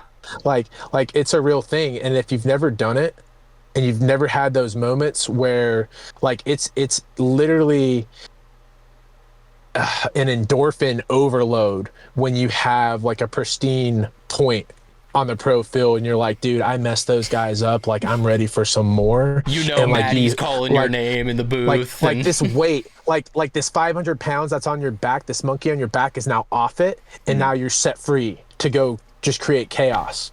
And if you've never done that and you're trying to go into pro, you're not going, you may not hit your potential. And what I mean by that is some of those guys who were on that pro team, maybe that was their first shot, right? And they get relegated. That doesn't mean 2 or 3 years from now, they won't get another opportunity and they're going to be more seasoned than they were that first time. Justice for Jordan Boyum. So, and there's plenty of sleepers like that, guys. Like, you know, some people may disagree and be like, oh, why, like, the game has changed since 2020. Like, you couldn't just jump into pro. And I would say, well, the thing is, like, is I've had gained so much knowledge coaching the last 4 years that when I do play paintball, like, I'm not the same player I was 4 years ago. And I can say there are plenty of players like myself who, given the right circumstances, the right opportunities, the right teams, proximity, I'm going to say this word, proximity, if they were near an appropriate program and can put in the time and effort, they are more than capable of playing pro paintball. Also, let's be real, if financially it was available, we would see a lot more guys like that. Like, you know, I think of the Jordan Boyums, the Dylan Boyums, guys who literally work blue collar 60-hour-a-week jobs and then also play professional paintball. And it's like, God, you get these guys at least like money so they can have their house and like be okay. Like, yeah, they're not getting rich, but they're at least surviving.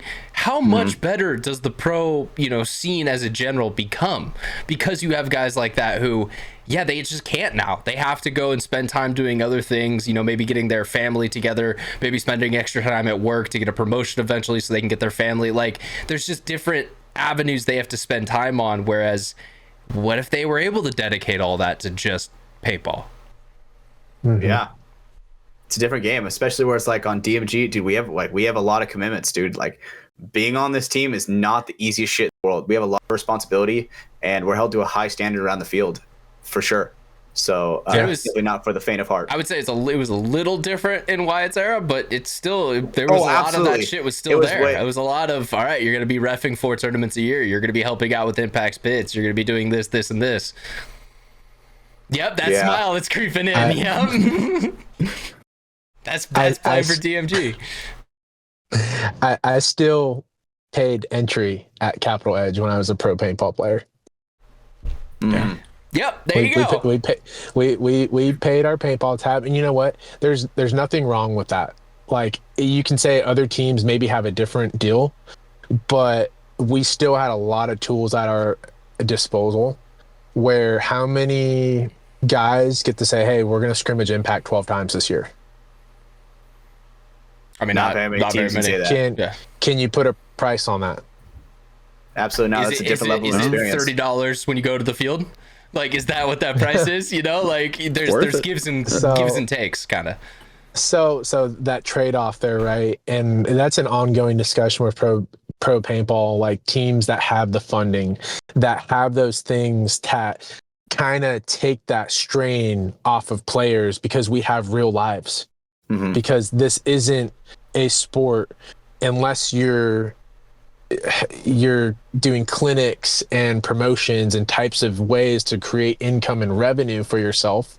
You're like player marketing, you're an image, right? You're paintball playboy brand. Like, unless you're one of those guys, there's really not a financial incentive to dedicate all that time, and especially if you have other responsibilities. And I tell the guys I coach now, like, paintball is like 5th on my priorities. Like, I've got my wife, my kids, my career, all the home life things that I need to be dealt with, so that then I can go to the paintball field with a clear mind. No, yeah, I like how you put that there. That was different. That was different 2020, 2019, 2018. I still had my wife, number one. I started having kids, number two. But the paintball field was 10 minutes from my house, and I could play 4 days a week. And so there was still that healthy balance of priorities, but being able to put that time and effort and ability to really pursue that dream. And so until that gets easier, you're going to get this cutthroat pro dynamic where teams fall apart because certain players get picked up by programs with more money. Or the recent trend you're starting to see is solid programs being built around a field. And so then they are able to focus and develop on players local to their area. And if you can develop players local to your field and give them a good environment close to their home life, like I'll use an example like New England Hurricanes or or Gulf Coast Hurricanes. What are they called? Carolina New Hurricanes. New Orleans Hurricanes, I guess. No, New Orleans Hurricanes. New Orleans? Carolina? I thought they were the Carolina. But, New Orleans. They're a great example of a highly competitive young pro team. I mean, they're not as young, but they're less than 5 years, I think, right? They're like 3 or 4 seasons in. It's their third season? Yeah, I think so, yeah. Yeah. Highly competitive pro team, and they have a very good local field, and the majority of those guys, as far as I know, unless it changed in the last year, are semi-local to that program. Yeah. No, and you can say the same thing about Blast Camp, same thing about Paintball Fit, same thing, you know, I guess there's probably other examples. Whereas, like, where is Impact's home field? I guess Capital Edge. Who from Impact lives around Capital Edge? Nick Laval may be the closest in Colorado. That's about it. Tyler. Like, everyone else is further away. Tyler, sorry. True. Tyler Panaleo. He's the closest to Capital Edge, but that's it from that team.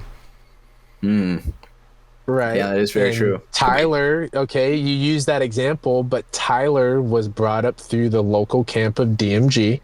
Exactly. And I guess that's what I was saying to kind of prove your point is like the recent examples we've seen, the PB Fits, the Canes, the Blast Camps, DMG even to a certain extent, were that new model of local talent being developed up into something greater than what it can be. Aftermath has a couple of guys like that, like Brandon Trujillo was from the Gummy Bears way back in the day playing with ASG.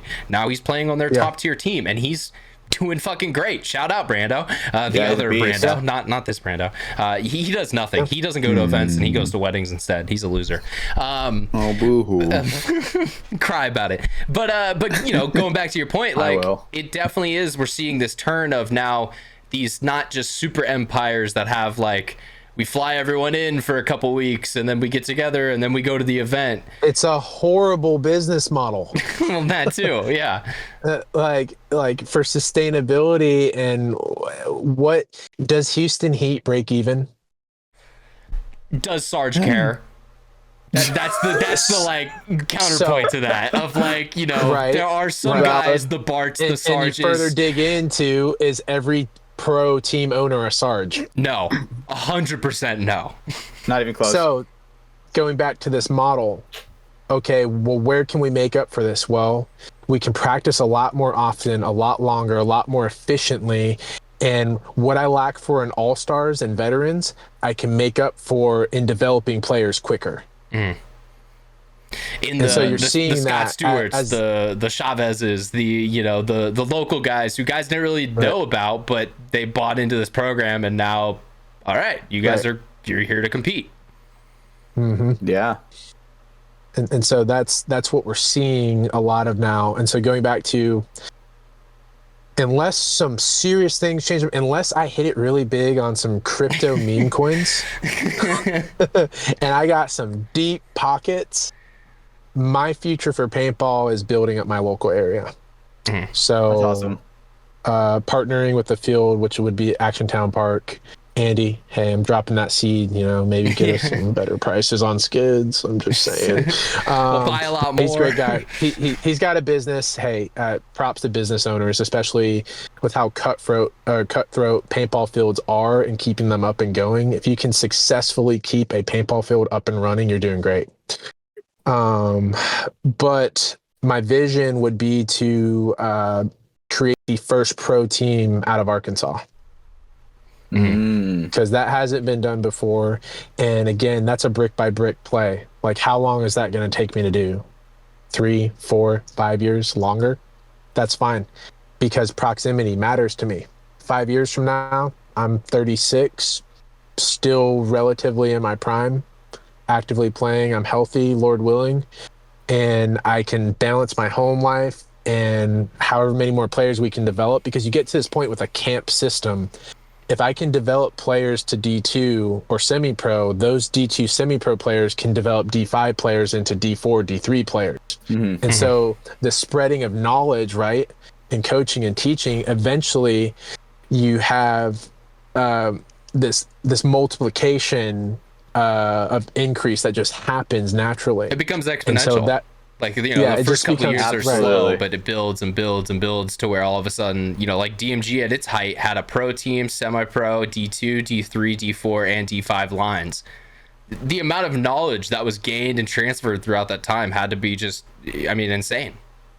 Well, Definitely. and so some of those divisional kids that came out of that were Jordan Boyum, Dylan Boyum, this guy up here, you know, Stephen Hatch, Avenir Vitakov, you could throw him in there, George McLean playing for NYX now. Like, there are some really good paintball players who came from that collection of knowledge and that camp. Absolutely. And you know, it's hard to build up without, like, you have to invest a lot of time into other people to get them to be good at paintball, correct? Because it's not like you have to commit. You have to. It's a big paintball's a thing where it has a big price tag on it, and you know, to gain respect, you have to commit if you truly want to gain respect around the game. Because people who just kind of show up here and there, right? Like, if you're trying to be serious, those people aren't looked at anywhere near as much, you know? Yeah. Maybe that's just me. No, but it's anything within paintball. Like, I wasn't really taken seriously as media until that first year where I attended every single event and put out dope shit. It was that consistency and that, like, bought in that finally people were like, okay, this guy's actually doing something. We'll go check out his videos now. But, you know, that's what it is for on the player side. Flip that, where it's like, okay, a team isn't going to want to take an opportunity on you if you just come to one local regional. But let's say you're the team you're playing on plays every single one of those regionals. Maybe now some other camp sees you and, oh, hey, we're practicing at a local field. You want to come practice with us now on, you know, weekends or something like that? Like, that's how the opportunities in paintball come. They come from networking and from who you know, not necessarily what you know. Dude, yeah. One of the ways how I got the DMG, it was actually, this is a funny story. It was actually like my mom kind of like pushed me in the right direction, because she was watching my games at, like, I think it was like 2015 World Cup or something like that. And Mama Hatch is the best sport in modern paintball, right, by the way. Absolutely. So I would, obviously, my team at the time, we would go up and scrimmage DMG every once in a while, right? You know, have a good time against them. So I was very familiar with Dave. My mom would drive me up for practice because I was a kid, right? She was very familiar with Dave. And I remember one time they were watching me go down the snake at that World Cup, and he, like, nudged her and was like, "You need to get him up in NorCal for sure." Right. And that was like a kind of thing where it started nudging me in the right direction, where I started seeing people not taking anywhere near as serious as I wanted to be. And I just took that step to DMG eventually, you know? So definitely nudge in the right direction, at least in my opinion, for sure. Yeah, absolutely. Yeah. Because proximity, right? There's not pro teams in the central of California for sure.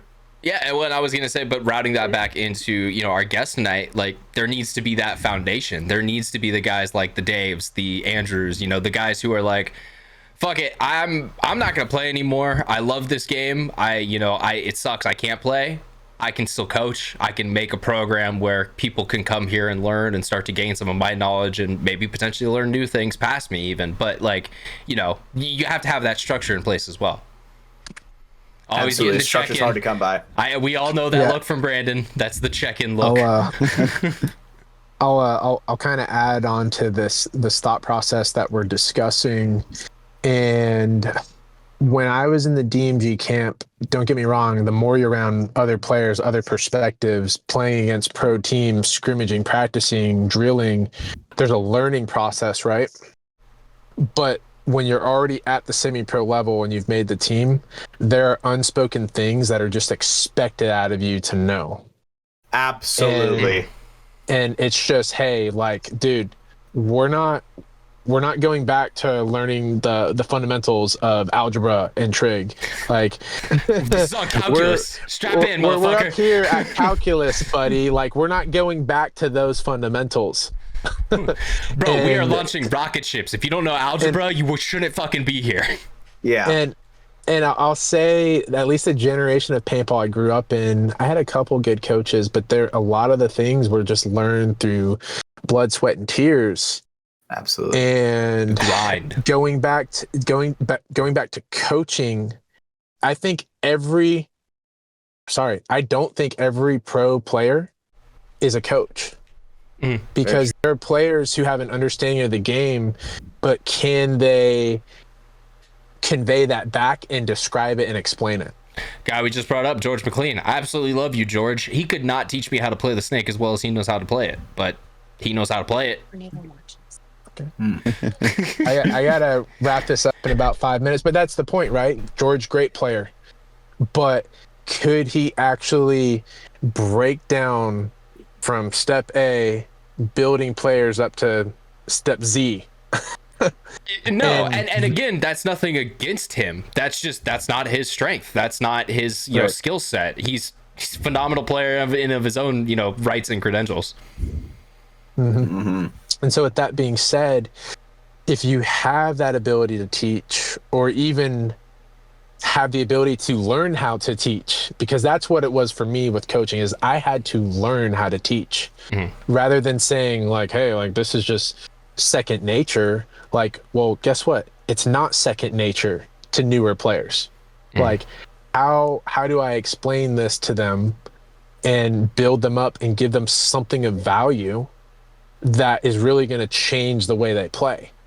Like forever. Like, how could I do that in one practice? How could I have an hour with one player and teach them levels of the game that would take them years to figure out on their own? Yeah. How could I expedite that, at least? Make it not take as long. And I'll even say there are great tools out there, BKI, all these learning apps, all these drills, everything. Okay, that's great. That gets you to a great level. It starts to get your gears churning and thinking, but there's nothing that trumps having a coach watching you play. I agree. I guess, and it doesn't trump it, but don't get me wrong, but the only thing that's kind of a close second is film, is actually being able to see an objective, this is what you did during that point, this is the mistakes that you made, and this is how you could fix it. But still, real-time feedback's even better, instead of having to wait until you go back home that night and watch through the footage. Absolutely, because you can get that instant response with the coach for sure. Yeah, Chim will come over and be like, Hatch, you're fucking it up, you're a horrible piece of shit, and you'll go, yes sir, I love you, Chim, and then you'll go out and fix it for the next one. Yeah, it's a weird relationship those two have. I don't understand it. It's a yes sir kind of thing for sure. It's one's a chief and one's an Indian. You got to respect your role without a doubt. Let's be real, he's stepping in as your dad. That's what it is. It's cool, dude. It's cool. It's a lot of fun. I just called you out on what it is. Let's jump in a little bit here. I know you said you had to wrap up in the next couple of minutes. You're over in a lightning storm right now. Something's going on in the car behind you. Yeah, I live in Tornado Alley, so it's not uncommon for sirens to go off. Have they been or? No, not yet. There were some tornadoes that came through my area a couple weeks ago. Okay, all right. So maybe we'll lose him live right here on the air, but that would be a crazy thing to get footage of. If the sky turns green and I disappear, I will be in heaven. We should start calling someone. All right, good to know. Gotcha. But I want to, before we're getting out of here real quick, I just want to give Brandon a quick chance. I know he's been kind of on the quieter side tonight, but did you have anything you wanted to ask our lovely guest before we get out of here? I know me and Hatch kind of got a couple of our questions in. I mean, he's hit quite a few that I've had, and want a little more elaboration on. But there was one. You said after losing to PC Katana, losing the pro spot in the 2016 season, you guys came back with like a little fire. But what difference did you guys do with your training and your practicing from that fire? Like, how did you guys start practicing more, or was it just more intense? I know you said you started practicing impact more often, but what about just by yourself, off weekends? So it was not uncommon for us to get together and do drills on Wednesdays and also do drills on Fridays, as well as any type of scrimmage, 1-on-1, 2-on-2 type stuff. And we pretty much played Saturdays and Sundays. And so that was an increase from the year prior, where we're like, you know what, we're going to double down at practice. We're going to become tighter as a unit. We are going to dissect the game more. We did start setting up GoPros on every single corner of the post of the nets at practice. We did get together after practices. We would watch film. We would go over, like, we were just doing several extra little things that just kept us all honest, like where we could be real with each other. Like, hey, like, we know we were that close, but how do we never allow ourselves to get that close again and not do it? Mm-hmm. Everyone accountable. And yeah, I think it's funny because there are so many parallels, but before your guys' season where you went 4-0, you were that close and you missed it. Before PB and Fit went 5-0 or 5-0, they were literally that close, lost in the semifinals or finals of World Cup, and then missed out on the pro spot. So it's like that's something that is common within a lot of these teams that make something great. It's a moment of not so greatness that comes before that. Yeah, that was also double points as well, that out of nowhere. That was unfortunate for them. Shut up, because no, the story I told works better. All right, so just go with that one. They missed out. They were so close. They didn't get there, so then they win and just win every event, and then all right, no one can beat us. If I remember correctly, didn't Ivan Gonzalez leave DMG that event at the end of y'all's season to go play with FSU? Yeah. He did. Yeah, he helped. And he won FSU. World Cup with them on the tournament where DMG got relegated. Yep. That is something that Ivan Gonzalez did. And I mean, I was around the team a little bit more during that. I understand why he made those changes in life decisions. But I love. Hey, if you ever see Ivan, call him Little Jeffy.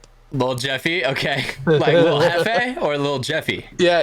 Well, it is Hefe, but we went to this Mexican restaurant at World Cup when we were still Aftermath, and I wasn't saying it correctly. It was this place called El Jefe, and I started calling him Little Jeffy that night.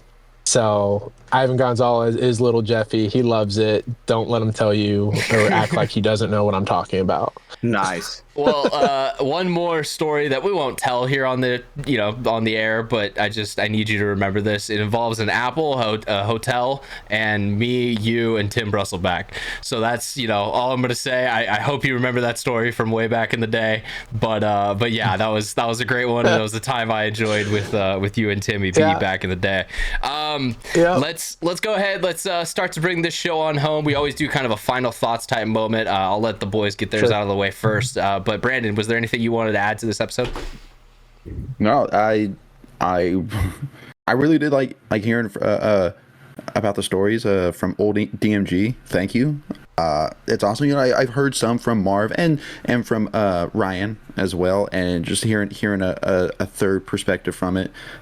It's really fun, and just like what you're doing with the kids and everything. Actually building a homegrown program. And knowing that you're that close to in Arkansas too. I have family in Little Rock, so now I know what field to go to if I ever go out there. So badass, and I don't know, I'll probably see you out there soon, maybe. Hell yeah. Awesome, man. Awesome. Hatch, what final thoughts did you have for our guest tonight? It's not really final thoughts, it's more of a question. So do you think you could beat in a fight in an open field you versus 100,000 bloodlusted mosquitoes? Whoa, we've never heard a bug question on this. Okay. This is a new angle. So win in a fight, so I literally have to fight all of them. Yes, at once. All right, that's fine. I just need a box of matches and a couple. Nope, nothing. Barehanded. Couple cans of Axe body spray. You know what? I'd give him for this one. I'd give him that. He can get the matches and Axe body spray. You know what, dude? The thing is for me is I have a theory that they would go like hive mind, you know, and you know how like They the come defensive together position as one person, Yep, exactly. and like form a superhuman. That's what I'm saying. They form a giant fucking fist, and now they're just fucking pounding you with a giant fist. You know, Be like think some about anime type shit. Dude, 100,000 mosquitoes. I think that was a wall. I think it depends. If it's 100,000 Bill Gates GMO evolved mosquitoes, I probably don't stand a chance because that's a bioweapon. That's a good point. Well, and I was gonna say, you know, with mosquitoes, anyways, you're getting malaria, so like you're dying either way. Yeah. This fight is never ending well. It's just Right. will you live to see another couple days after the fight?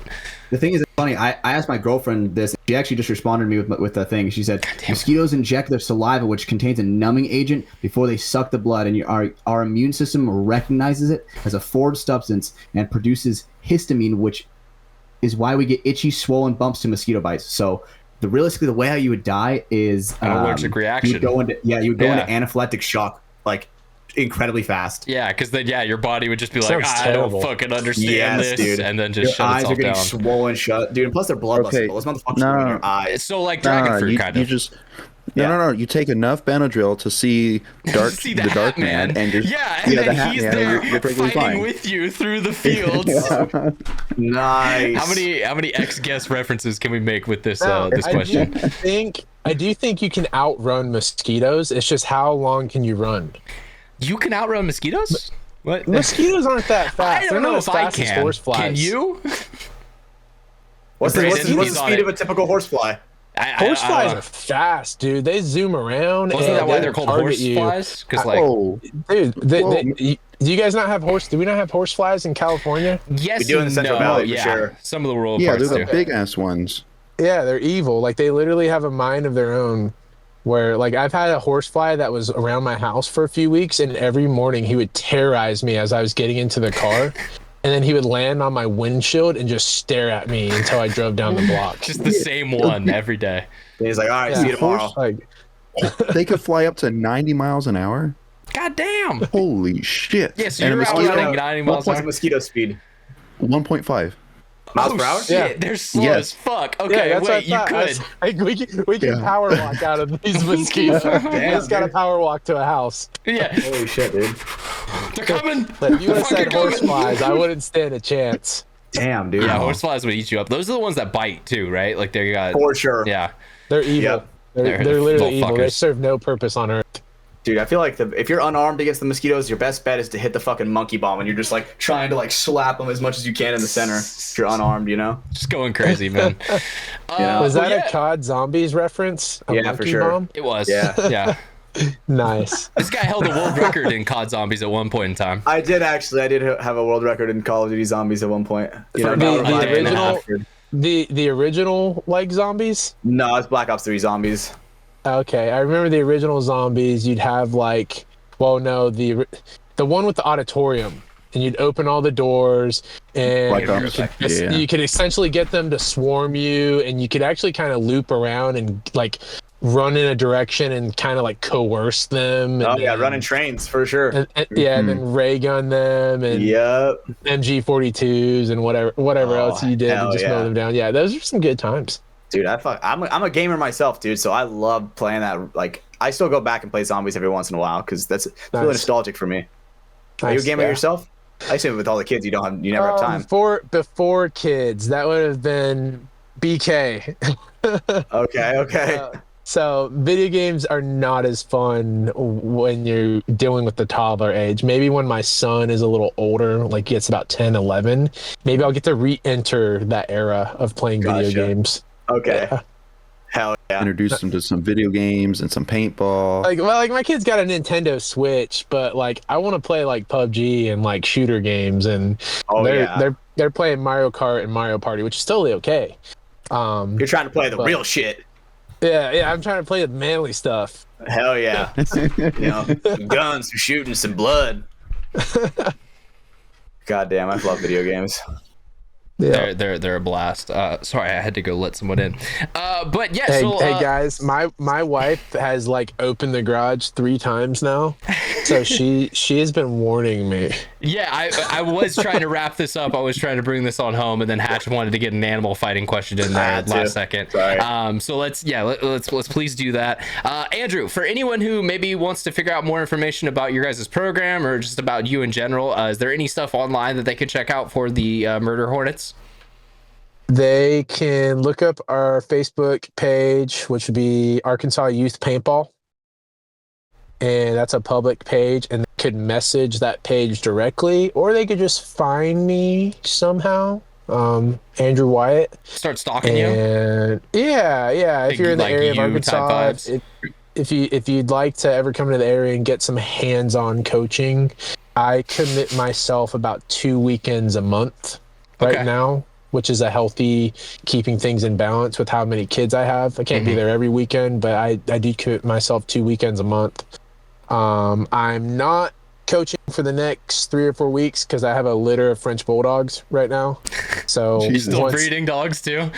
So yeah, up the garage door open again. I'm getting in trouble. All right, well we can go ahead. We can finish the rest of the show without you. But for our guest Andrew Wyatt, thank you so much for coming on, man. We appreciate it.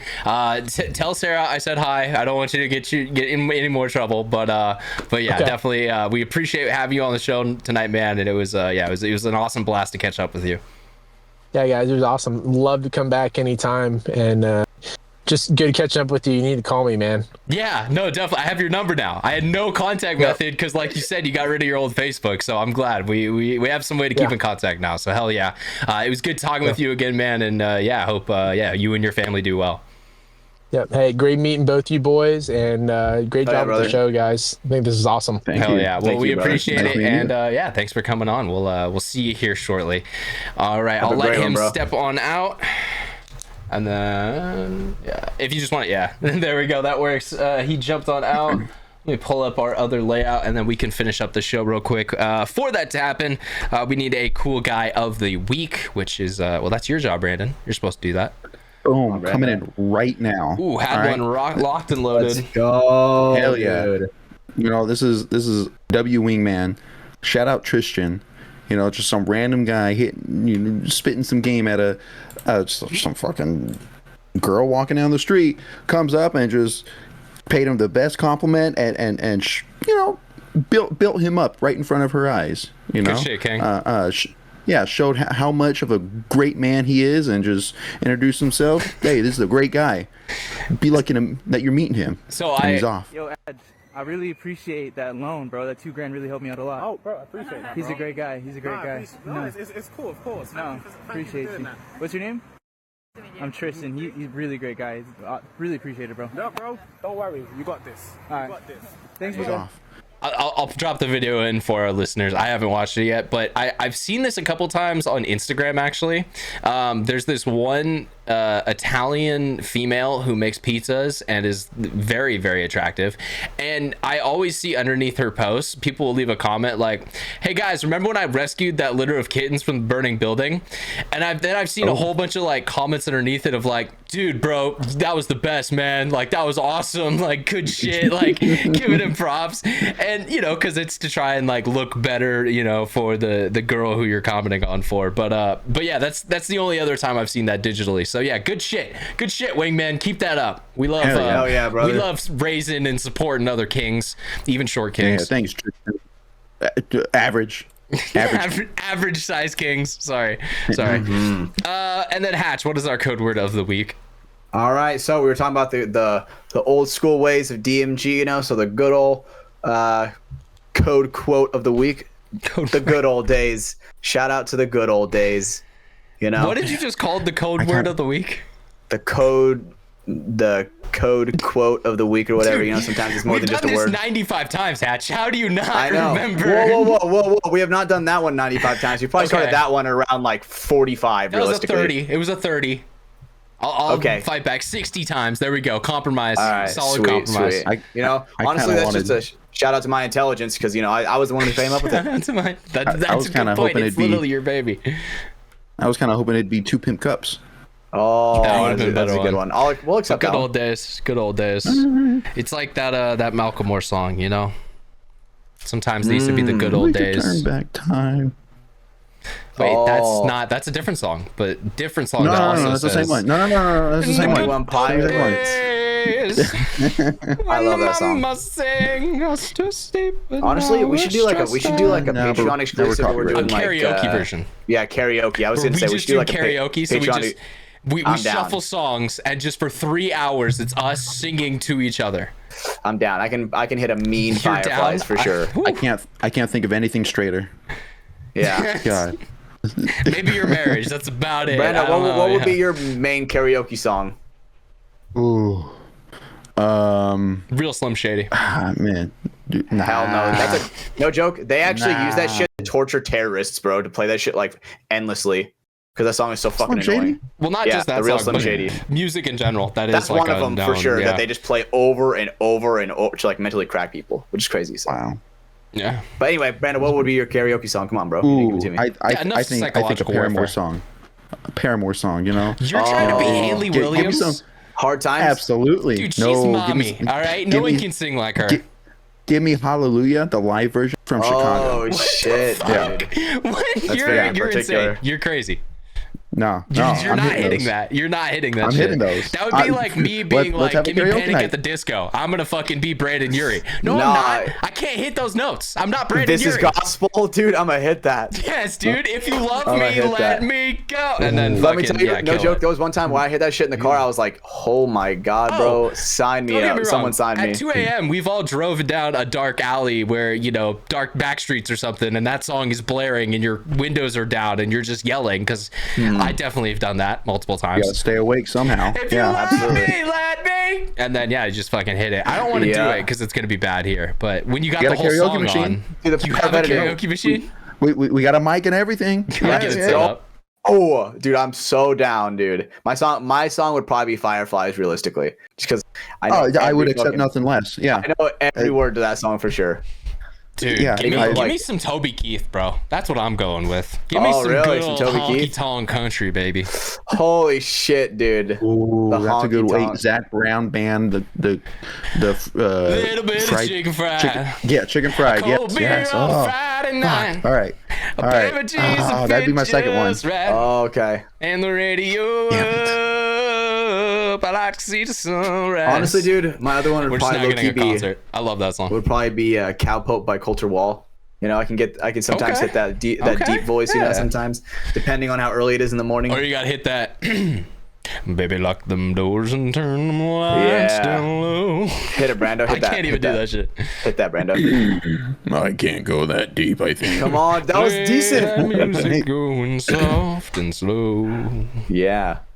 That nice. them doors and turn. You know what I'm saying? All right. You know what I'm saying? You know what I'm saying? Dude, J-Bo can sing. All right. Yeah, he's just a hidden talent of mine. Better singing than paintball, that's for sure. Jordan would Yeah. say that too. That is definitely something he'd say. Be like, yeah, I suck at paintball, man. It's like, dude, you're a fucking pro. Okay, we all suck at that, apparently, I guess. Yeah. But, you know, feels good. Feels good. Feels good to know you suck next to Jordan. That's what you just answered that to. That's why I just gotta start focusing on singings and start doing fucking Toby Keith cover bands and shit. Red Solo Cup.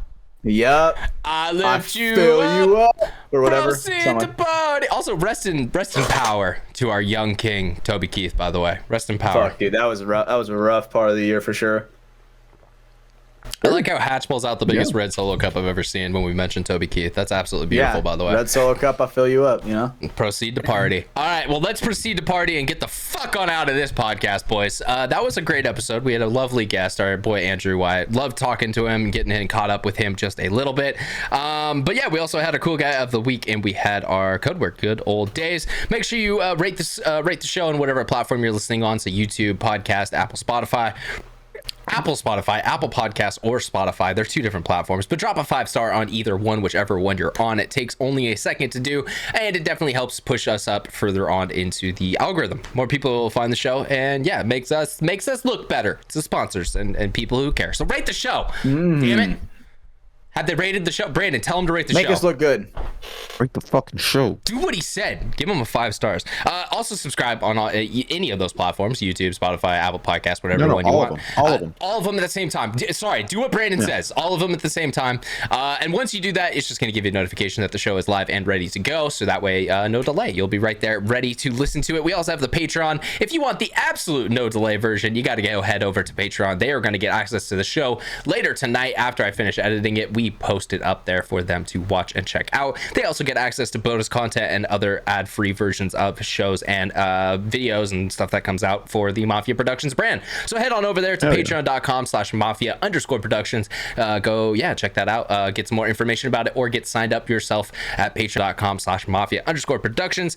We also have the merch website. I'm wearing one of the shirts right now, the Mafia Productions Gangster Gat shirt. I love it. It's dope. But yeah, check it out. xxvthelabel.com. We love their support down there. They've helped us with all of our merch stuff as of this year. So yeah, that's been great. xxvthelabel.com. And then last but not least, our 3 sponsors on the show. We have Liquid IV. Use code Mafia_Moffitt to save 20% off and get free shipping at liquidiv.com. And NECTR Energy, NECTR.energy. That's where you're going to go to get your awesome little energy pouches. NECTR.com. Use code Mafia, or not .com, sorry, NECTR.energy.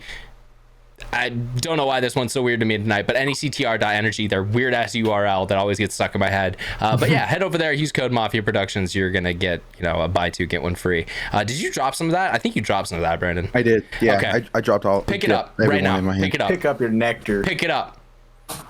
Pick it up. Sorry. Put it back. I'm sorry. Put it back. Good. Don't disrespect the nectar. And last but not least, we have Welt's Clothing, which Hatch, stand up. Stand up, show the shirt. Check Welt's that Clothing. shit, boys. Check me out, I don't know why boys. I'm doing like prison Check Ryan me out, right boys. now. Looking fucking good. Got There the you go. welts across the bottom. That Hell shit's yeah. looking.